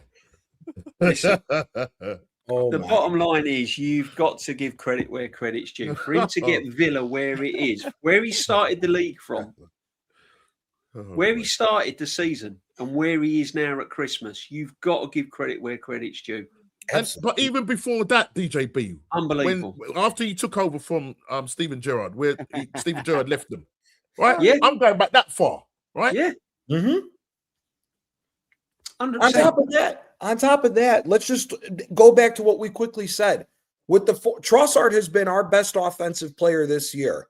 If Trossard's on that team, you don't think he'd be pulling Ollie Watkins and starting Trossard as a striker? How much even more dangerous would they have been? Exactly. Swap him out with that. Right? Well, I'll give you something else, Gianni. You put Gyökeres in that team. Listen. Yeah, you take Gyökeres. Yeah. You take Gyökeres out of that Arsenal team. That man's in double figures this season. Listen, look who's going to be. Look who's in going to double be figures already. DJB. He might be in double figures already. How many assists is Rodgers on? And Tielemans.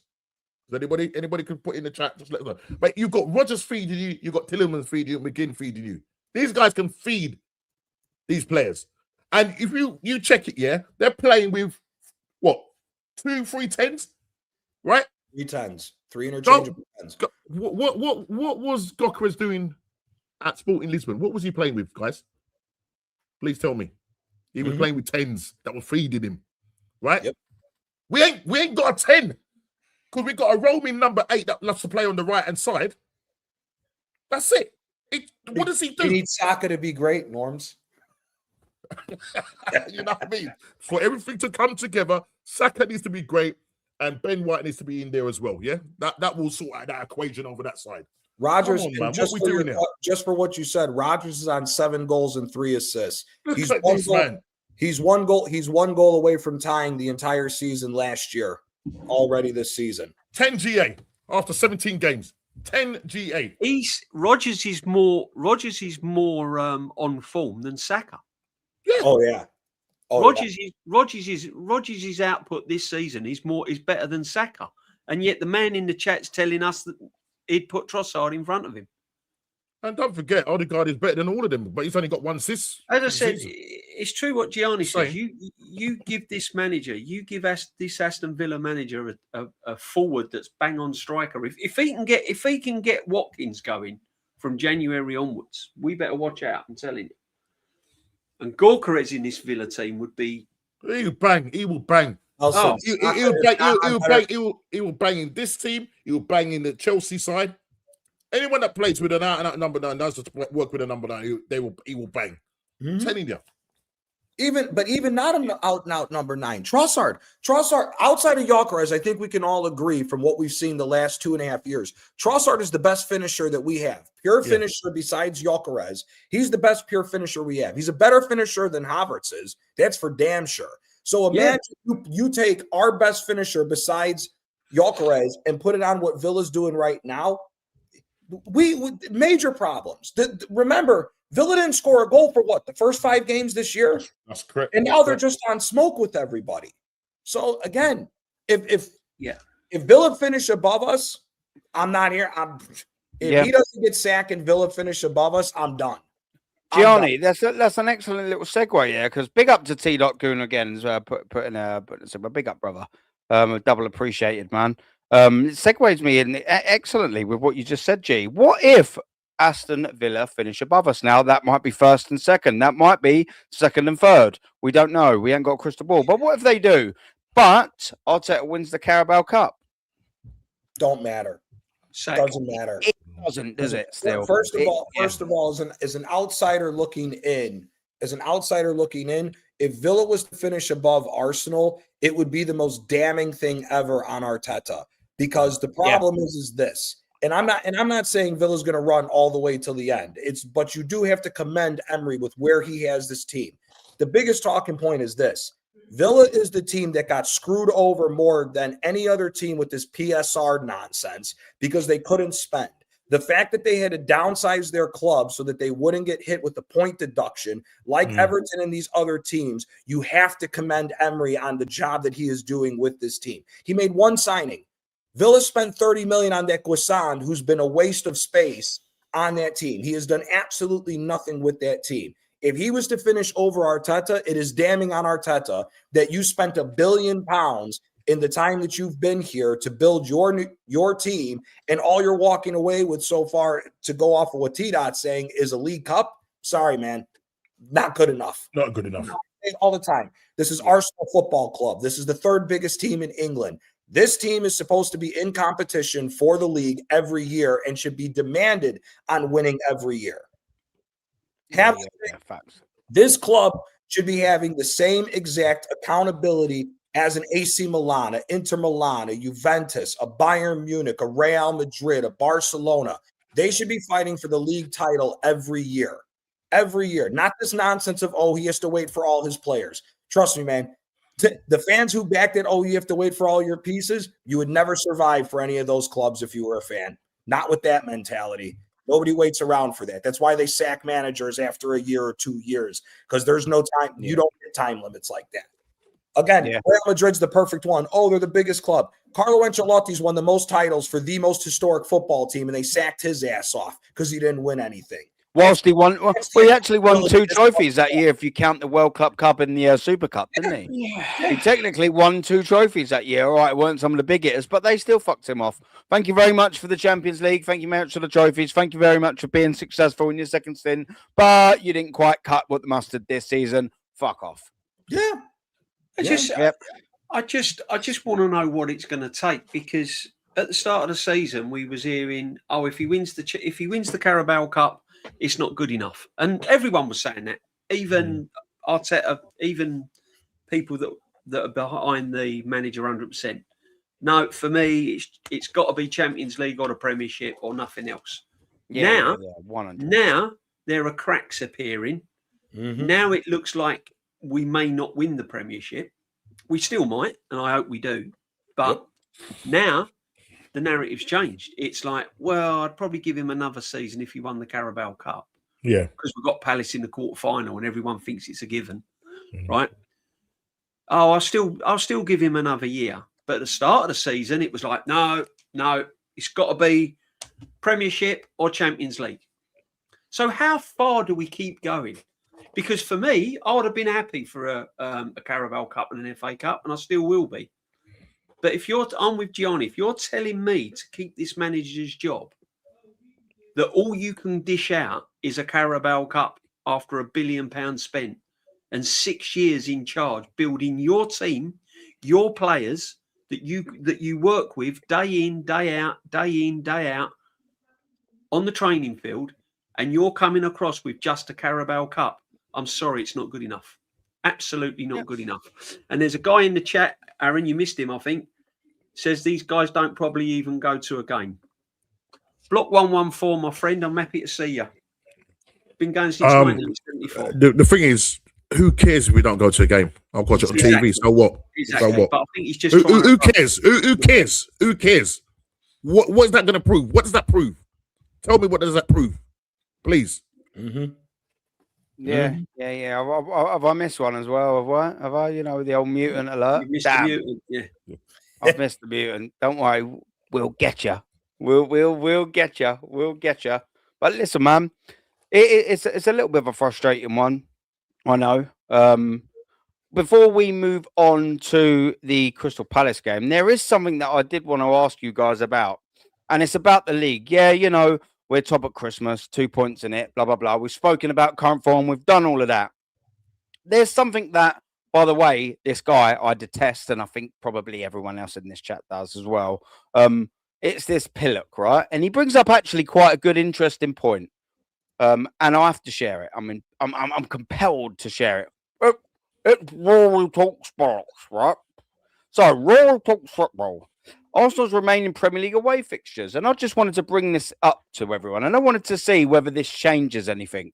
I wanted everyone's opinion. So, the remaining Premier League away fixtures for us, of course, we've got to play Manchester City away. But we've already played Villa away. We've already played Chelsea away, Liverpool away, Sunderland away, United away. We haven't played Palace away. We haven't played Brighton away, but we've played Everton and Newcastle away. We haven't played Brentford or Spurs or Bournemouth yet away, but we have played Fulham away. We are yet to play Leeds, Nottingham Forest and West Ham away, but we have played Burnley away. And we are still yet to play Wolves away. Now, I detest most of the things that comes out of this bellend's mouth. However, I think that's an interesting sort of talking point because it does highlight the fact that we have played some very, very, not only top teams away from home, but what you'd consider for bogey teams for Arsenal Football Club. We're 17 games in. There's plenty still to play. We've got 21 games left.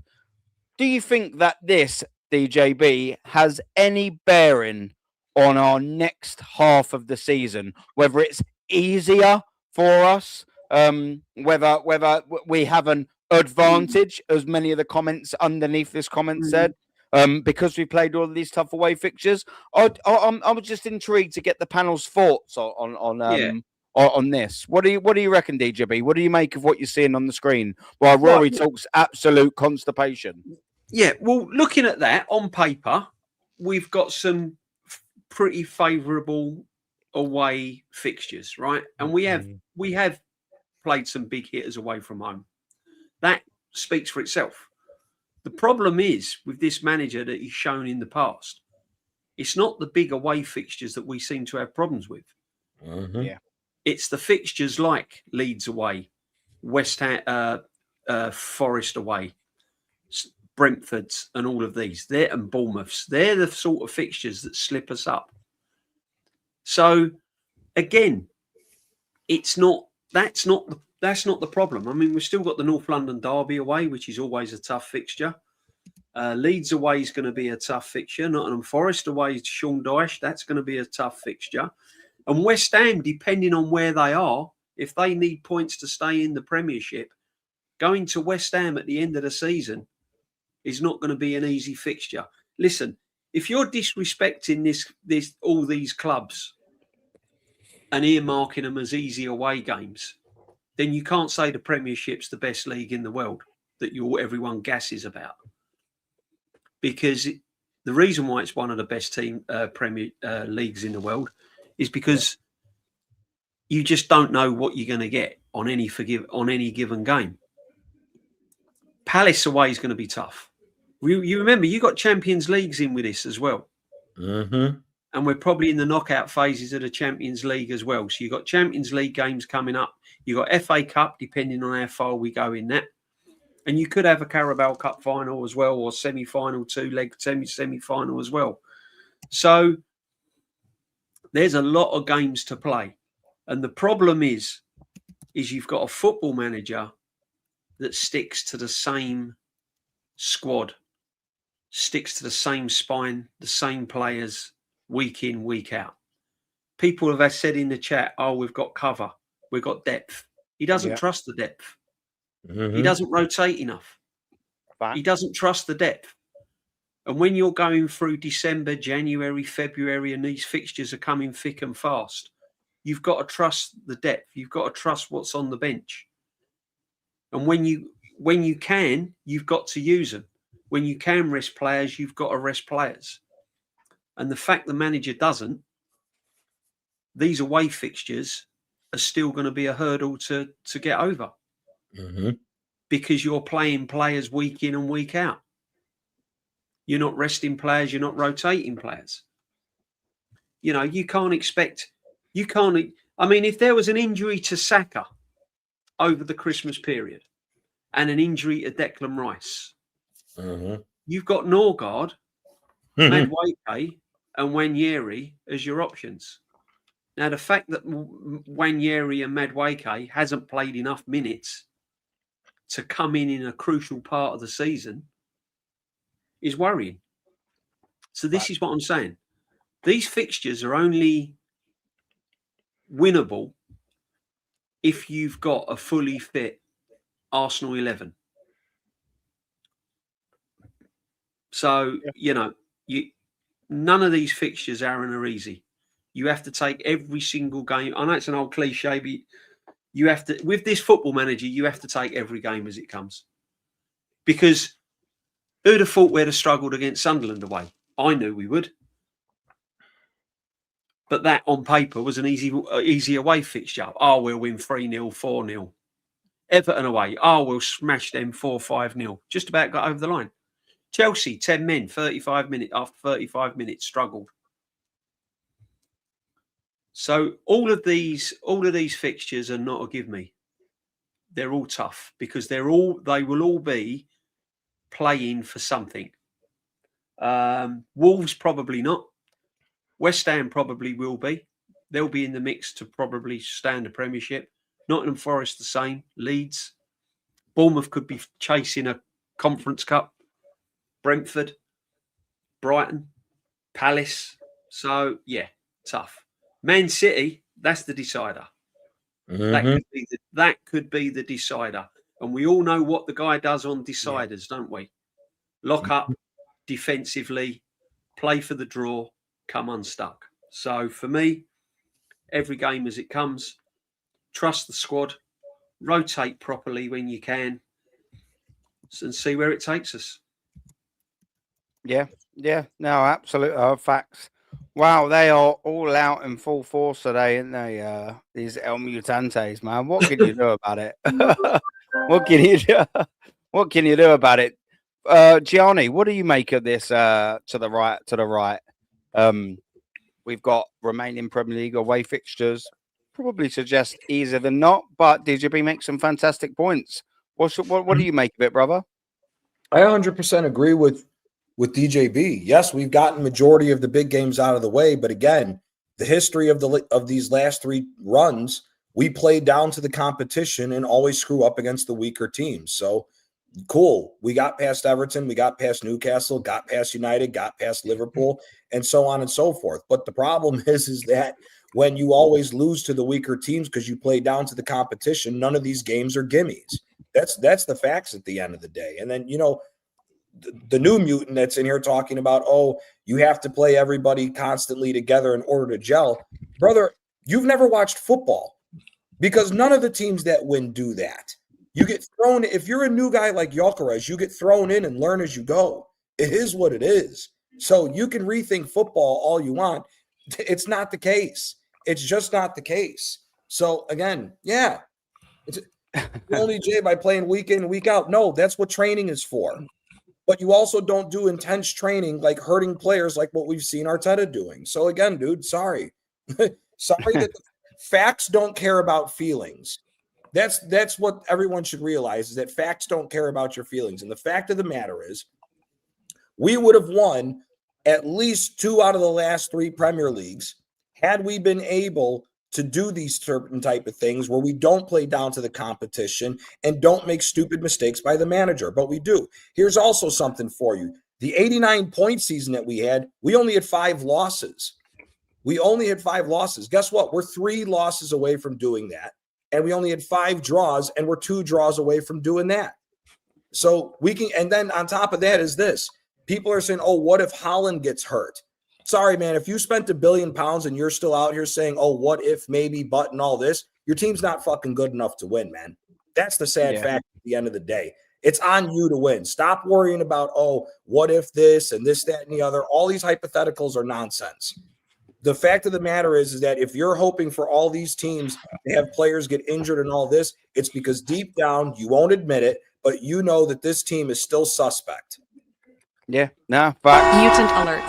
Mutant alert. Mutant alert. Mutant alert. You have never been to the Emery. Oh, don't call people mutants. I've had a season ticket for the last 8 years. What an absolute move. What here? Brother, You that trophy. No.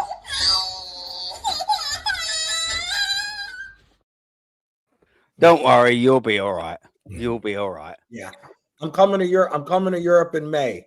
I'm coming to Europe in May, and I'm trying to get an Arsenal ticket. You post where you're at. You post where you're at. You can don't try me with that. Don't try me with that. What can you do? What can you do? But Michael Bisson wants you to be him. Please be me. Do you know what? Thank you very much, Michael Bisson, for the offer. I've thought about it, and I'm going to have to politely decline. But again, thank you very much for the view. Thank you very much for the offer. But I'd rather be myself than a poor version of someone else. So you're all very, very, very good. Big up to Why Not in the building, man. Thank you very much. Big up to my top flight geezer. Big up the legendary Fridge Freezers, DJB, Normsky, and Gianni. And that's a great point as well. There's 140 of you in the building. Make sure you are smashing the likes on this stream. Make sure you are subbing to me. Of course, it's Christmas. Don't be a fucking Scrooge. And get your notification bells on. And if you're not going to do any of that, that's all well and good. But make sure you sub to DJB at the Arsenal Huddle, Gianni Talk Scout Show, and Normsky TV. He's nearly at 1K. So make sure we are doing our thing and getting him to that bit. Aaron, ring that alarm again. Yeah, for eating fuck of a peasant. Mate, they're everywhere. They're absolutely everywhere, aren't they, today? Oh, I thought I was going to play that once or twice. I could have just carried on doing the old stream. Bam, bam, bam. They're out in full force, but what can you do about it? Do you know what I mean? That's why it was there, to just raise the alarm. But Normsky, yes, we move on to the Crystal Palace game, the very important Carabao Cup game. What do you make of this before we very quickly move on? Yeah, I mean, look, so just reiterating what the other 2 gentlemen are saying. It looks on paper easy, but we know Arsenal have got history. And just to address at Michael Bison, yeah, fantastic. You play football. That's brilliant. And you said that you can rotate when you go 3 or 4 goals up. Well, I'm just trying to figure out when there was last time we actually went 3 or 4 goals up and did that. And I think that was the Tottenham game when we won 4-1. And yeah, he decided to bring on Ethan Ranreri or Ethan Smith-Rowe in the 88th minute.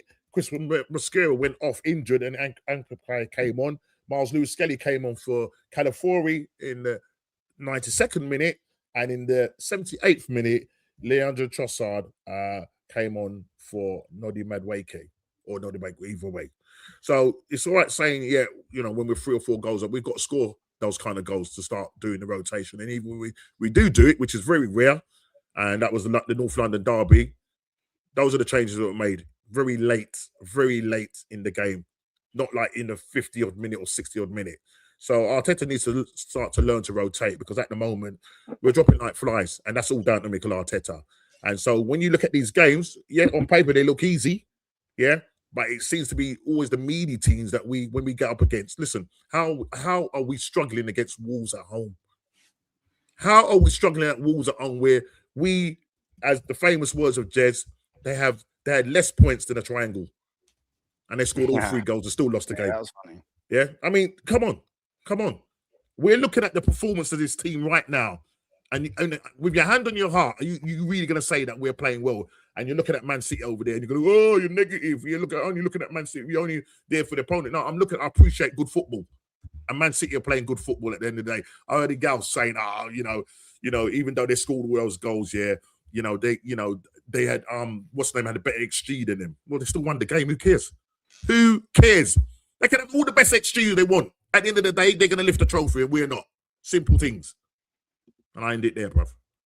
Yeah, no, absolute facts, man. So look, we got a big game coming up. Yeah, it's Crystal Palace. We've got tomorrow, and I believe it's a very, very, very important game because we cannot go out with a whimper. We have to get into the semi-final, which is going to be a tricky semi-final. Should we get there, of course.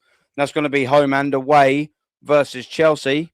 Very, very tricky fixture, and should we get through that, we're not going to get ahead of ourselves. I'm just making an example. It's going to be very difficult if we face Newcastle or Manchester City in the final. Should we get there, so it's a tricky thing. But of course, first off, we have got Crystal Palace coming up, and I wanted to start off with what I think we should roughly go for as a starting lineup. I've gone for a 4-2-3-1.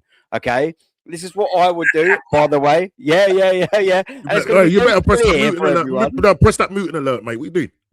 We got another one. No. You said go for 4-2-3-1.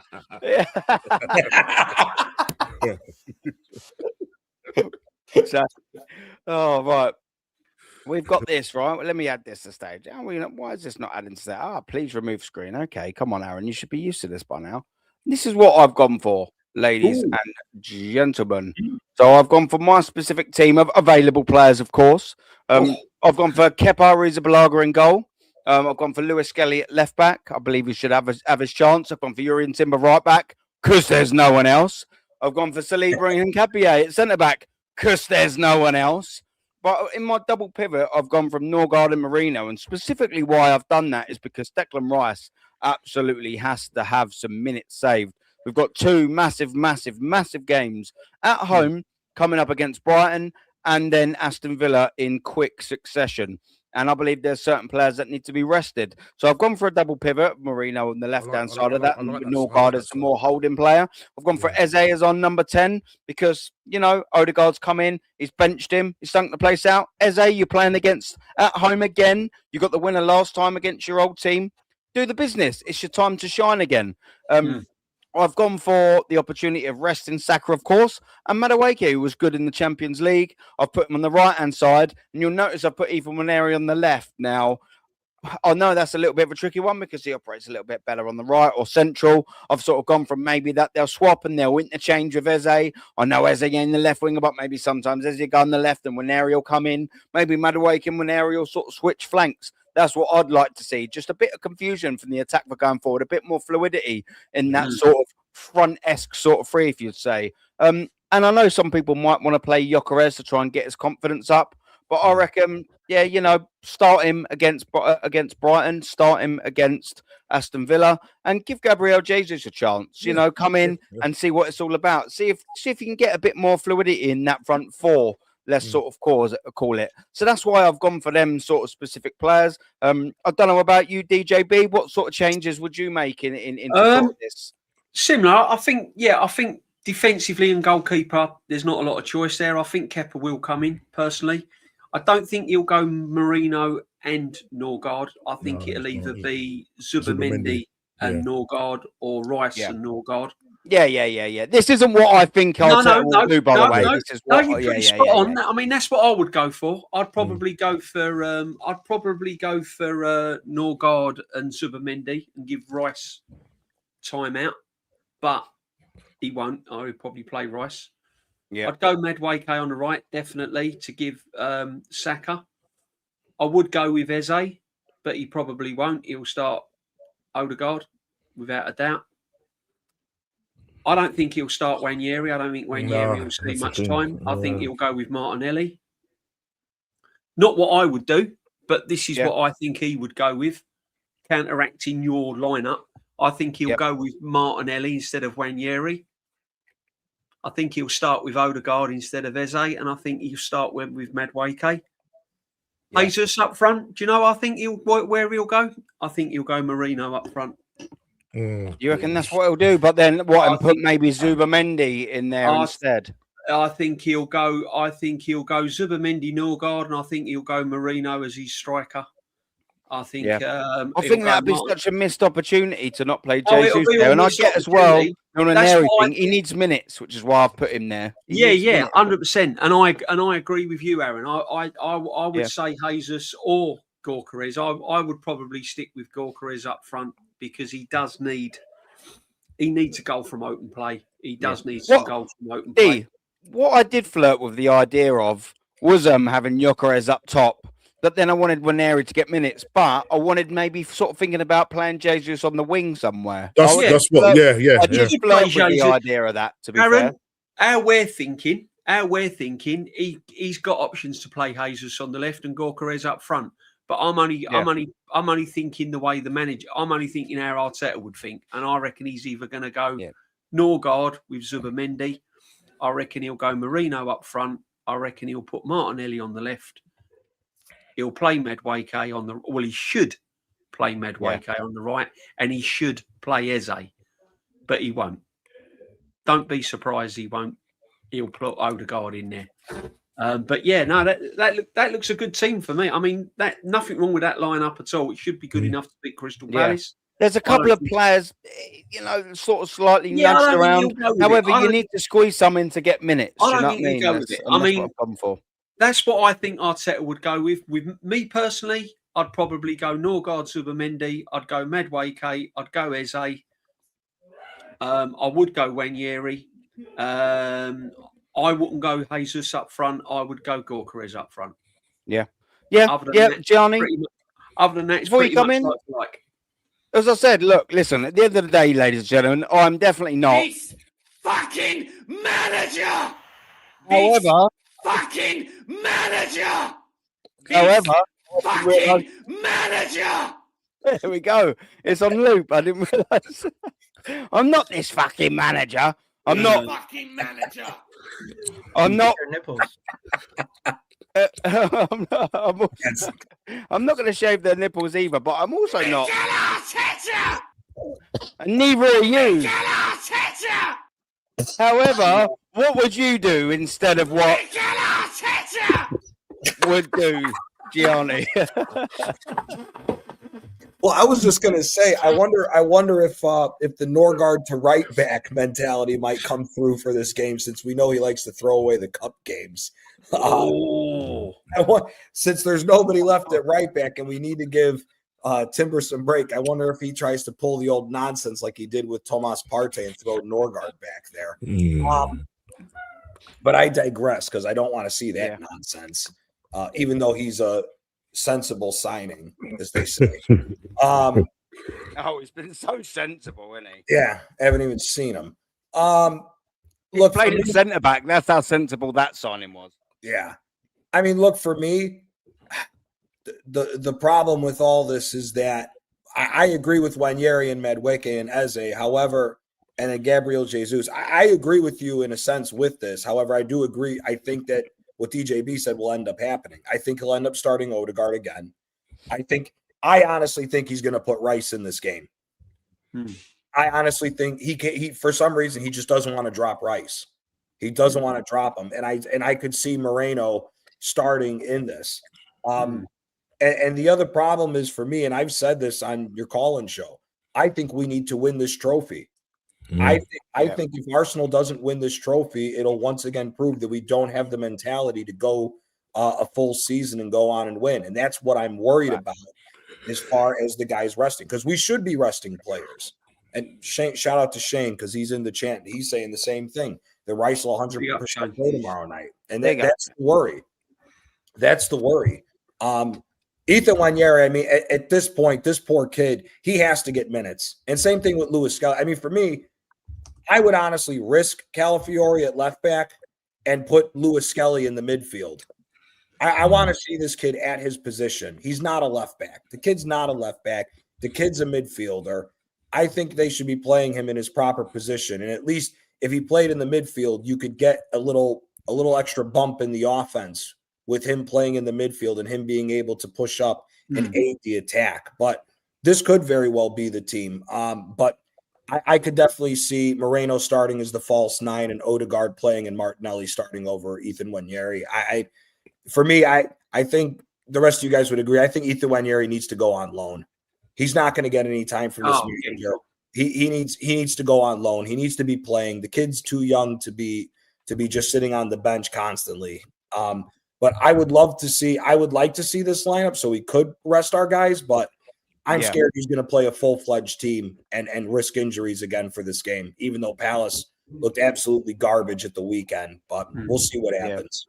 Do you know what? Do you know what as well, Gianni? Just quickly, D. Do you know what, Gianni?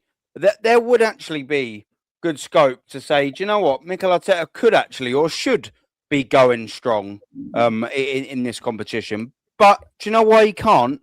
Because he's fucked up all of the players, smashing them and running them into the ground. If he'd have rotated adequately and properly and given Rice good rotation minutes, given Saka good rotation minutes, Saliba and Gabriel good rotation minutes, you'll obviously notice I'm naming our bigger sort of players, our bigger starters, most of whom of which are injured and or have suffered injuries. Then you probably could go strong tomorrow night, purely because the minutes are still in their legs. The fact that we have to somewhat rotate, and I don't mind somewhat rotating, and we can't do that purely because we have just knackered these players. Mikel Myers has butchered the hell out of these players. We could be able to go a lot stronger than that, but we can't, purely because he has destroyed these players, and it's frustrating. I believe that squad should be able and capable enough to beat them, but we probably could be able to play Rice if we'd have not played Rice in every Champions League game, we'd have not played Rice in every stupid Carabao Cup game, if we'd have not played Rice in every single fucking Premier League game in the season this year. But we haven't done that. We've ran him into the ground. We should be able to put Rice in here, but we can't because we've destroyed him. You know, it's frustrating, isn't it, really? But I mean, this is where we're at, ladies and gentlemen. Normski, what do you go on? Sorry, D. Yeah, sorry, Normski. Before you come in, can I just say that because of our league position now, with City breathing down our necks, this manager's going to be on panic mode tomorrow to win this trophy. So he'll be putting out probably a strong team. That's all I'm saying. But this is where he's going to cut off his nose to spite his face. You know what I mean? And this is the problem. And it's all about the management of this squad. And he, as we rightly said, he hasn't done it before. I mean, look, somebody put in the chat about Anke playing 5 full 90 minutes in a row. You know what I mean? This guy's going to drop. You know what I mean? And then what's going to happen? We're not going to have no back four way things are going at the moment. So I mean, one, it's just so refreshing to see this formation, Aaron, for a start. You know what I mean? 4-2-3-1. Yeah. There's things that you can do with it. Do you know what I'm trying to say? You can mix and match. And the front four, you know, it's very attacking, couldn't cause problems. But as you rightly say, we're gonna have to revert back to type if Arteta gets involved. And you don't see Ethan Emery in that side. He'll probably play either Trossard or Martinelli on the left. He'll probably start with Madueke. Saka will definitely need a rest. It's a toss-up between Glock and Jesus. But I'd probably like to see Jesus start and just give, maybe Glock comes on depending on how the game is going and bring him on. In that midfield, Norgard and Moreno, not much legs there in terms of, you know what I mean? There might be big fridges and stuff like that, but it's just the legs, you know what I mean? But I don't want to see Rice in there. That's the problem. So I would agree with Gianni here, right?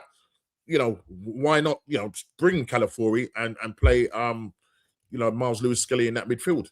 Because he's got the legs to get up and down. You know what I mean? He's got the legs to get up and down. But Arteta ain't going to do that. He's insistent on playing Miles Lewis-Skelly in that left-back position. To be honest, this season, he's properly dropped off a cliff. And that's because he's gone down the pecking order and he's not getting the game time that he should. And then obviously Timber, who else? We got nobody else to play there. Do you know what I mean? Unless he's going to go to the youth academy and getting Josh. Is it Josh? The youth player that was in the side Nichols, the other day. or something like that? Josh Nichols, I think Josh Nichols. And there was another player that they added that plays centre back. He was in the squad. I think it was in the Champions League game. I can't remember. But formation, I like it. But we know what Mikel's going to do. He's going to go 4-3-3, and just bring in the players that he wants to see in there and go with a pretty strong side. But that's where I think problem is come the weekend. You know what I mean? These players are going to be like, you know, on fumes. They're literally going to be on fumes. And that's the worry. And it's just a case of him not rotating properly. And so we're just going to suffer. This is what it is now. It's literally, it's you're between a hot rock and a hard place when it comes to this situation. And because he's under so much pressure now, and with, as I said, as DJB said, with City breathing down your necks, he's under pressure now to make something happen in this cup game. So yeah. No, big up, man. I'm going to get these two supers and I'm going to get score predictions and chat. While I'm doing that, I want you to join in as well. What do you reckon the score is going to be tomorrow night? Are we going to beat Crystal Palace? Are we going to go through? Are we going to win the Carabao Cup? Let me know, chat. Everyone put their scores in so I can read and gauge where we're at. And are we going to win it? Let me know. But big up to Suge, our blunder from down under. We absolutely love a bit of Suge. Nelson, I've big up. Come on, man. I don't know if Nelson's still in the building, but either way, it's right. I think he is. Nelson, it's time to stay off them smelling salts. Trust me, smelling salts are bad, okay? Stay off of them. If you want something else to help with the delusion, I got you, my guy. Just let it go. Listen, if there's anyone that is better at dealing with delusion, it is our brother Suge, man. Come on. Big up to absolute Suge every single time. And do you know what? Big up to Mrs. Suge as well for putting up with him. Big up to Mrs. Suge, the absolutely legend of a lady. Big up to you. And big up to African as well, man. Double appreciate it. And he's saying for the sake of DJB, for the sake of Normski, for the sake of Aaron, and I know he's saying for the sake of Gianni as well, I want you to win this league this year. Big up, man. Fox City. Absolutely double Fox City, guys. I'm a Liverpool fan, and we are not up to the task. Yeah, man. Yeah, I mean, this season, you ain't up to the task. However, do you know what? If you was to ask me 6 years ago, we're going to sign a new manager, and he's going to win the league, and then he's going to have one stinker next year. Do you know what? I'd have probably fucking took it, because that means winning the league. And you know, okay, you waited, I think, was it 33 years to win your Premier League? It was there or thereabouts, so I'm probably wrong to win the league that under Klopp. But it didn't take you that long. Probably not as long as you'd have liked, but 3 or 4 years, maybe 5 years to win it the next time. Us, 21, 22 years and counting. It's very frustrating, my brother. But I hate your fraud of a manager. Listen, man, you as a Liverpool fan, you as a rival fan, you hate the manager. Think how we feel. Think how we feel. Do you want me to tell you how I feel when I sit there and I think about this guy? I'm sitting and I'm just like, This fucking manager!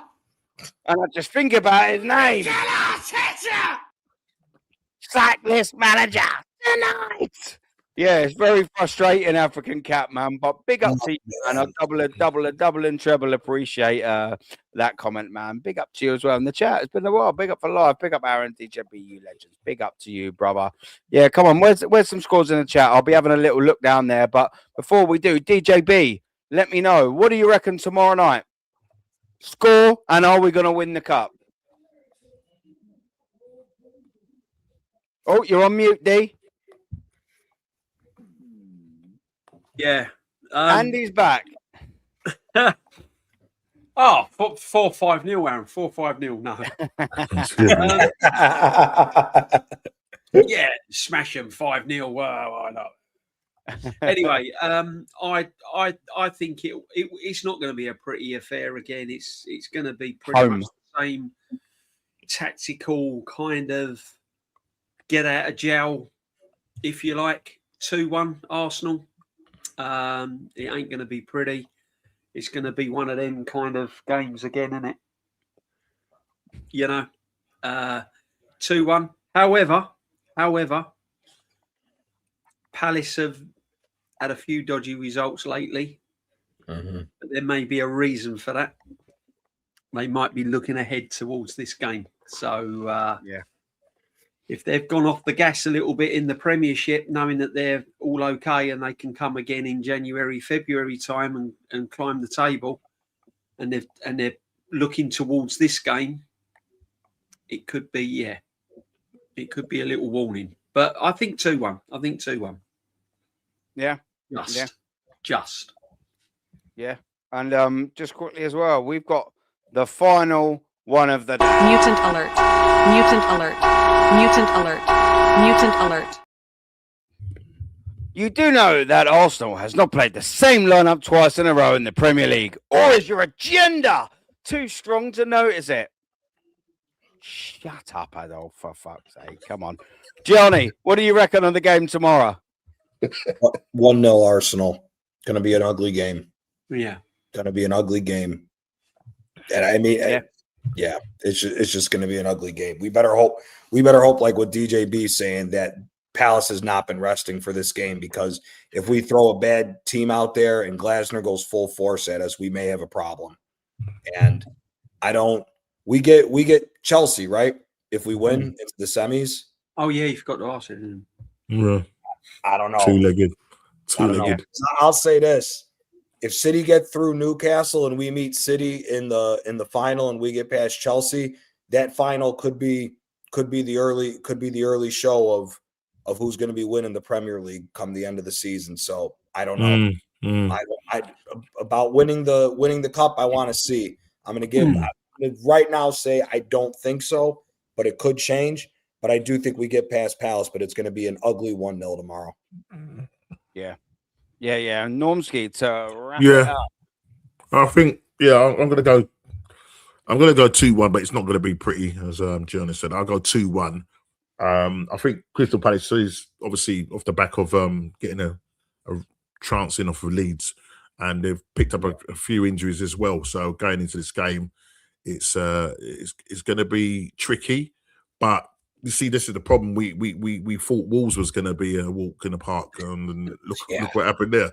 So Crystal Palace is going to be a different, kettle of fish. So it's going to be a hard fought 2-1 win. But something that Gianni said, if we do end up getting over the hurdle with Chelsea and meeting up City in the final, and depending on how that final goes and the result and the performance, that will probably give us an indication of who is going to probably go on and win the league. And unfortunately, I think just the way Man City are playing at the moment, they seem to be the team that's in the ascendancy, and we seem to still be stuck in gear one. So unless, we sort out the clutch and sink that foot and change up gears, there's only one winner at the moment. And people are going to say, oh, there you go, you're negative again.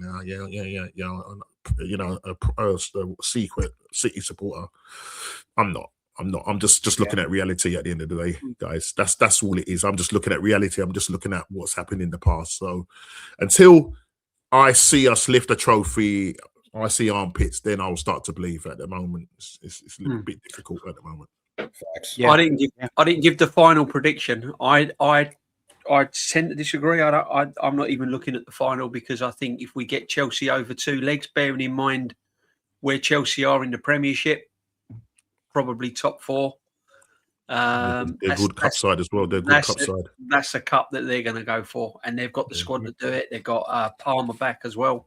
Yeah, and Reece James. They're going to be going all for that. They're going to be winning. They'll want domestic trophies. So I think Chelsea over 2 legs may be a step too far. And remember last year, it also falls on where the scheduling is going to be, like how it was last year when we and the scheduling where we are. Yeah. Because at the turn of the season, this is when those FA Cup games come around and always bite us in the ass too. Yes. Also, Gianni, Chelsea will be in a similar position where Newcastle were last season. Yep. Going into the semi-final. Even more so, especially if big up, shout out to Yasser with this whole little big up to Yasser. With this whole little quote that's talking about City or talking about Maresca possibly being the fill-in to take over for Pep. He's going to want to go improve as much as he can to try to get that job. So exactly, we'll see. Exactly. Yeah. Well, listen, boys, there's still 140 you in the building, man. Big up to that. They're absolute world-class numbers, man. Big up to everyone in the chat. Big up to all the members. Big up to everyone in the super chat. But big up to everyone in the single chat, man. It's been unbelievable. Thank you very much for tuning in tonight. It's absolutely been fantastic. I gratefully appreciate it. I can promise you that, man. But I do have to love you and I do have to leave you. And so do the panel, man. We've been running for 2 hours and 10 minutes. So I'm absolutely buzzing with that. I'm buzzing with the numbers. I'm buzzing with all the chats that you've put in, man. I've been reading most of them as much as I could. I'm double grateful to every single one of you. I promise you, you know what it means to me. It's absolutely fantastic. One of my friends has just arrived in the building. I'm looking at him to the left right now. Yeah, I shall be having a couple of cans of beer. Stellas. You, mate. Yeah. I'll be having a couple of Stellas with him now, a couple of these. It's Christmas and I'm off work now. Do you know what I mean? So I thought, you know what, I'm gonna let go. I'm gonna have a good bit of time. But yeah, that's it. Legends like Martin, man. Big up to you. Yeah, and give Gianni a subscribe. Give DJB a subscribe. Give Normski, who's nearly at 1K, a cheeky subscribe. Give me a bloody cheeky subscribe, you Scrooges. Come on, don't be a Grinch. Don't be that. Come on. Don't be a Grinch.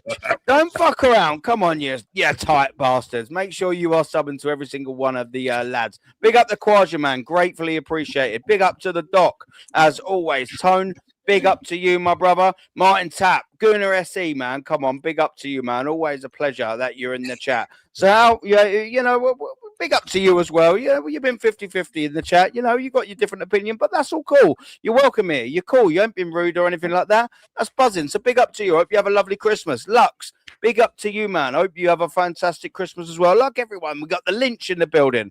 Hope you have a fantastic Christmas, my brother. Come on, man. Every single one of you in the chat. We got Gooner for life. Have a great Christmas, man. Who else we got in the building before we wrap up? We got Gabrielle. Come on, man. This fucking manager. Come on, big up to you. Big up to Suge, ever supporting all the channels. Absolute world-class effort from Suge. Adolf, come on, Adolf. Come on, do better. Come on, it's not a fantastic name either, is it? Let's face it. Come on, you change it. That absolutely needs changing. Shifty. I'd suggest Adolf get changing that name, Shifty, as well. Big up to you, brother. Vigilante, come on, man. Sub to Vigilante. He's got his own channel. He doesn't ever post it. So Vigilante, you need to put it on there. Put it in there, Vigilante. Yourself, bruv. Put yourself in the chat. Come on, Vigilante. I know you don't like to, but come on, do it, brother. You're an geezer, man. You do a lot for all the channels, man. So big up Quaja. Big up Quaja. We've got a bit of Lux football here in the building as well. I'm not seeing you just yet. We've got Dunn. Big up to you, Dunn. We got Shane Gooner from the full Irish. No half measures, no half Irish, not a quarter Irish, not a third fucking Irish, just the full fucking Irish. So make sure you are going and subbing straight over to there as well. We got Sometime, big up, man. Real Six Central, big up to you, brother. And who else are we going to wrap on? Sebastian, big up to you, my brother. We are gonna be out of here. Big up, double boom, triple boom. Arteta out. Christmas champions. Fuck up.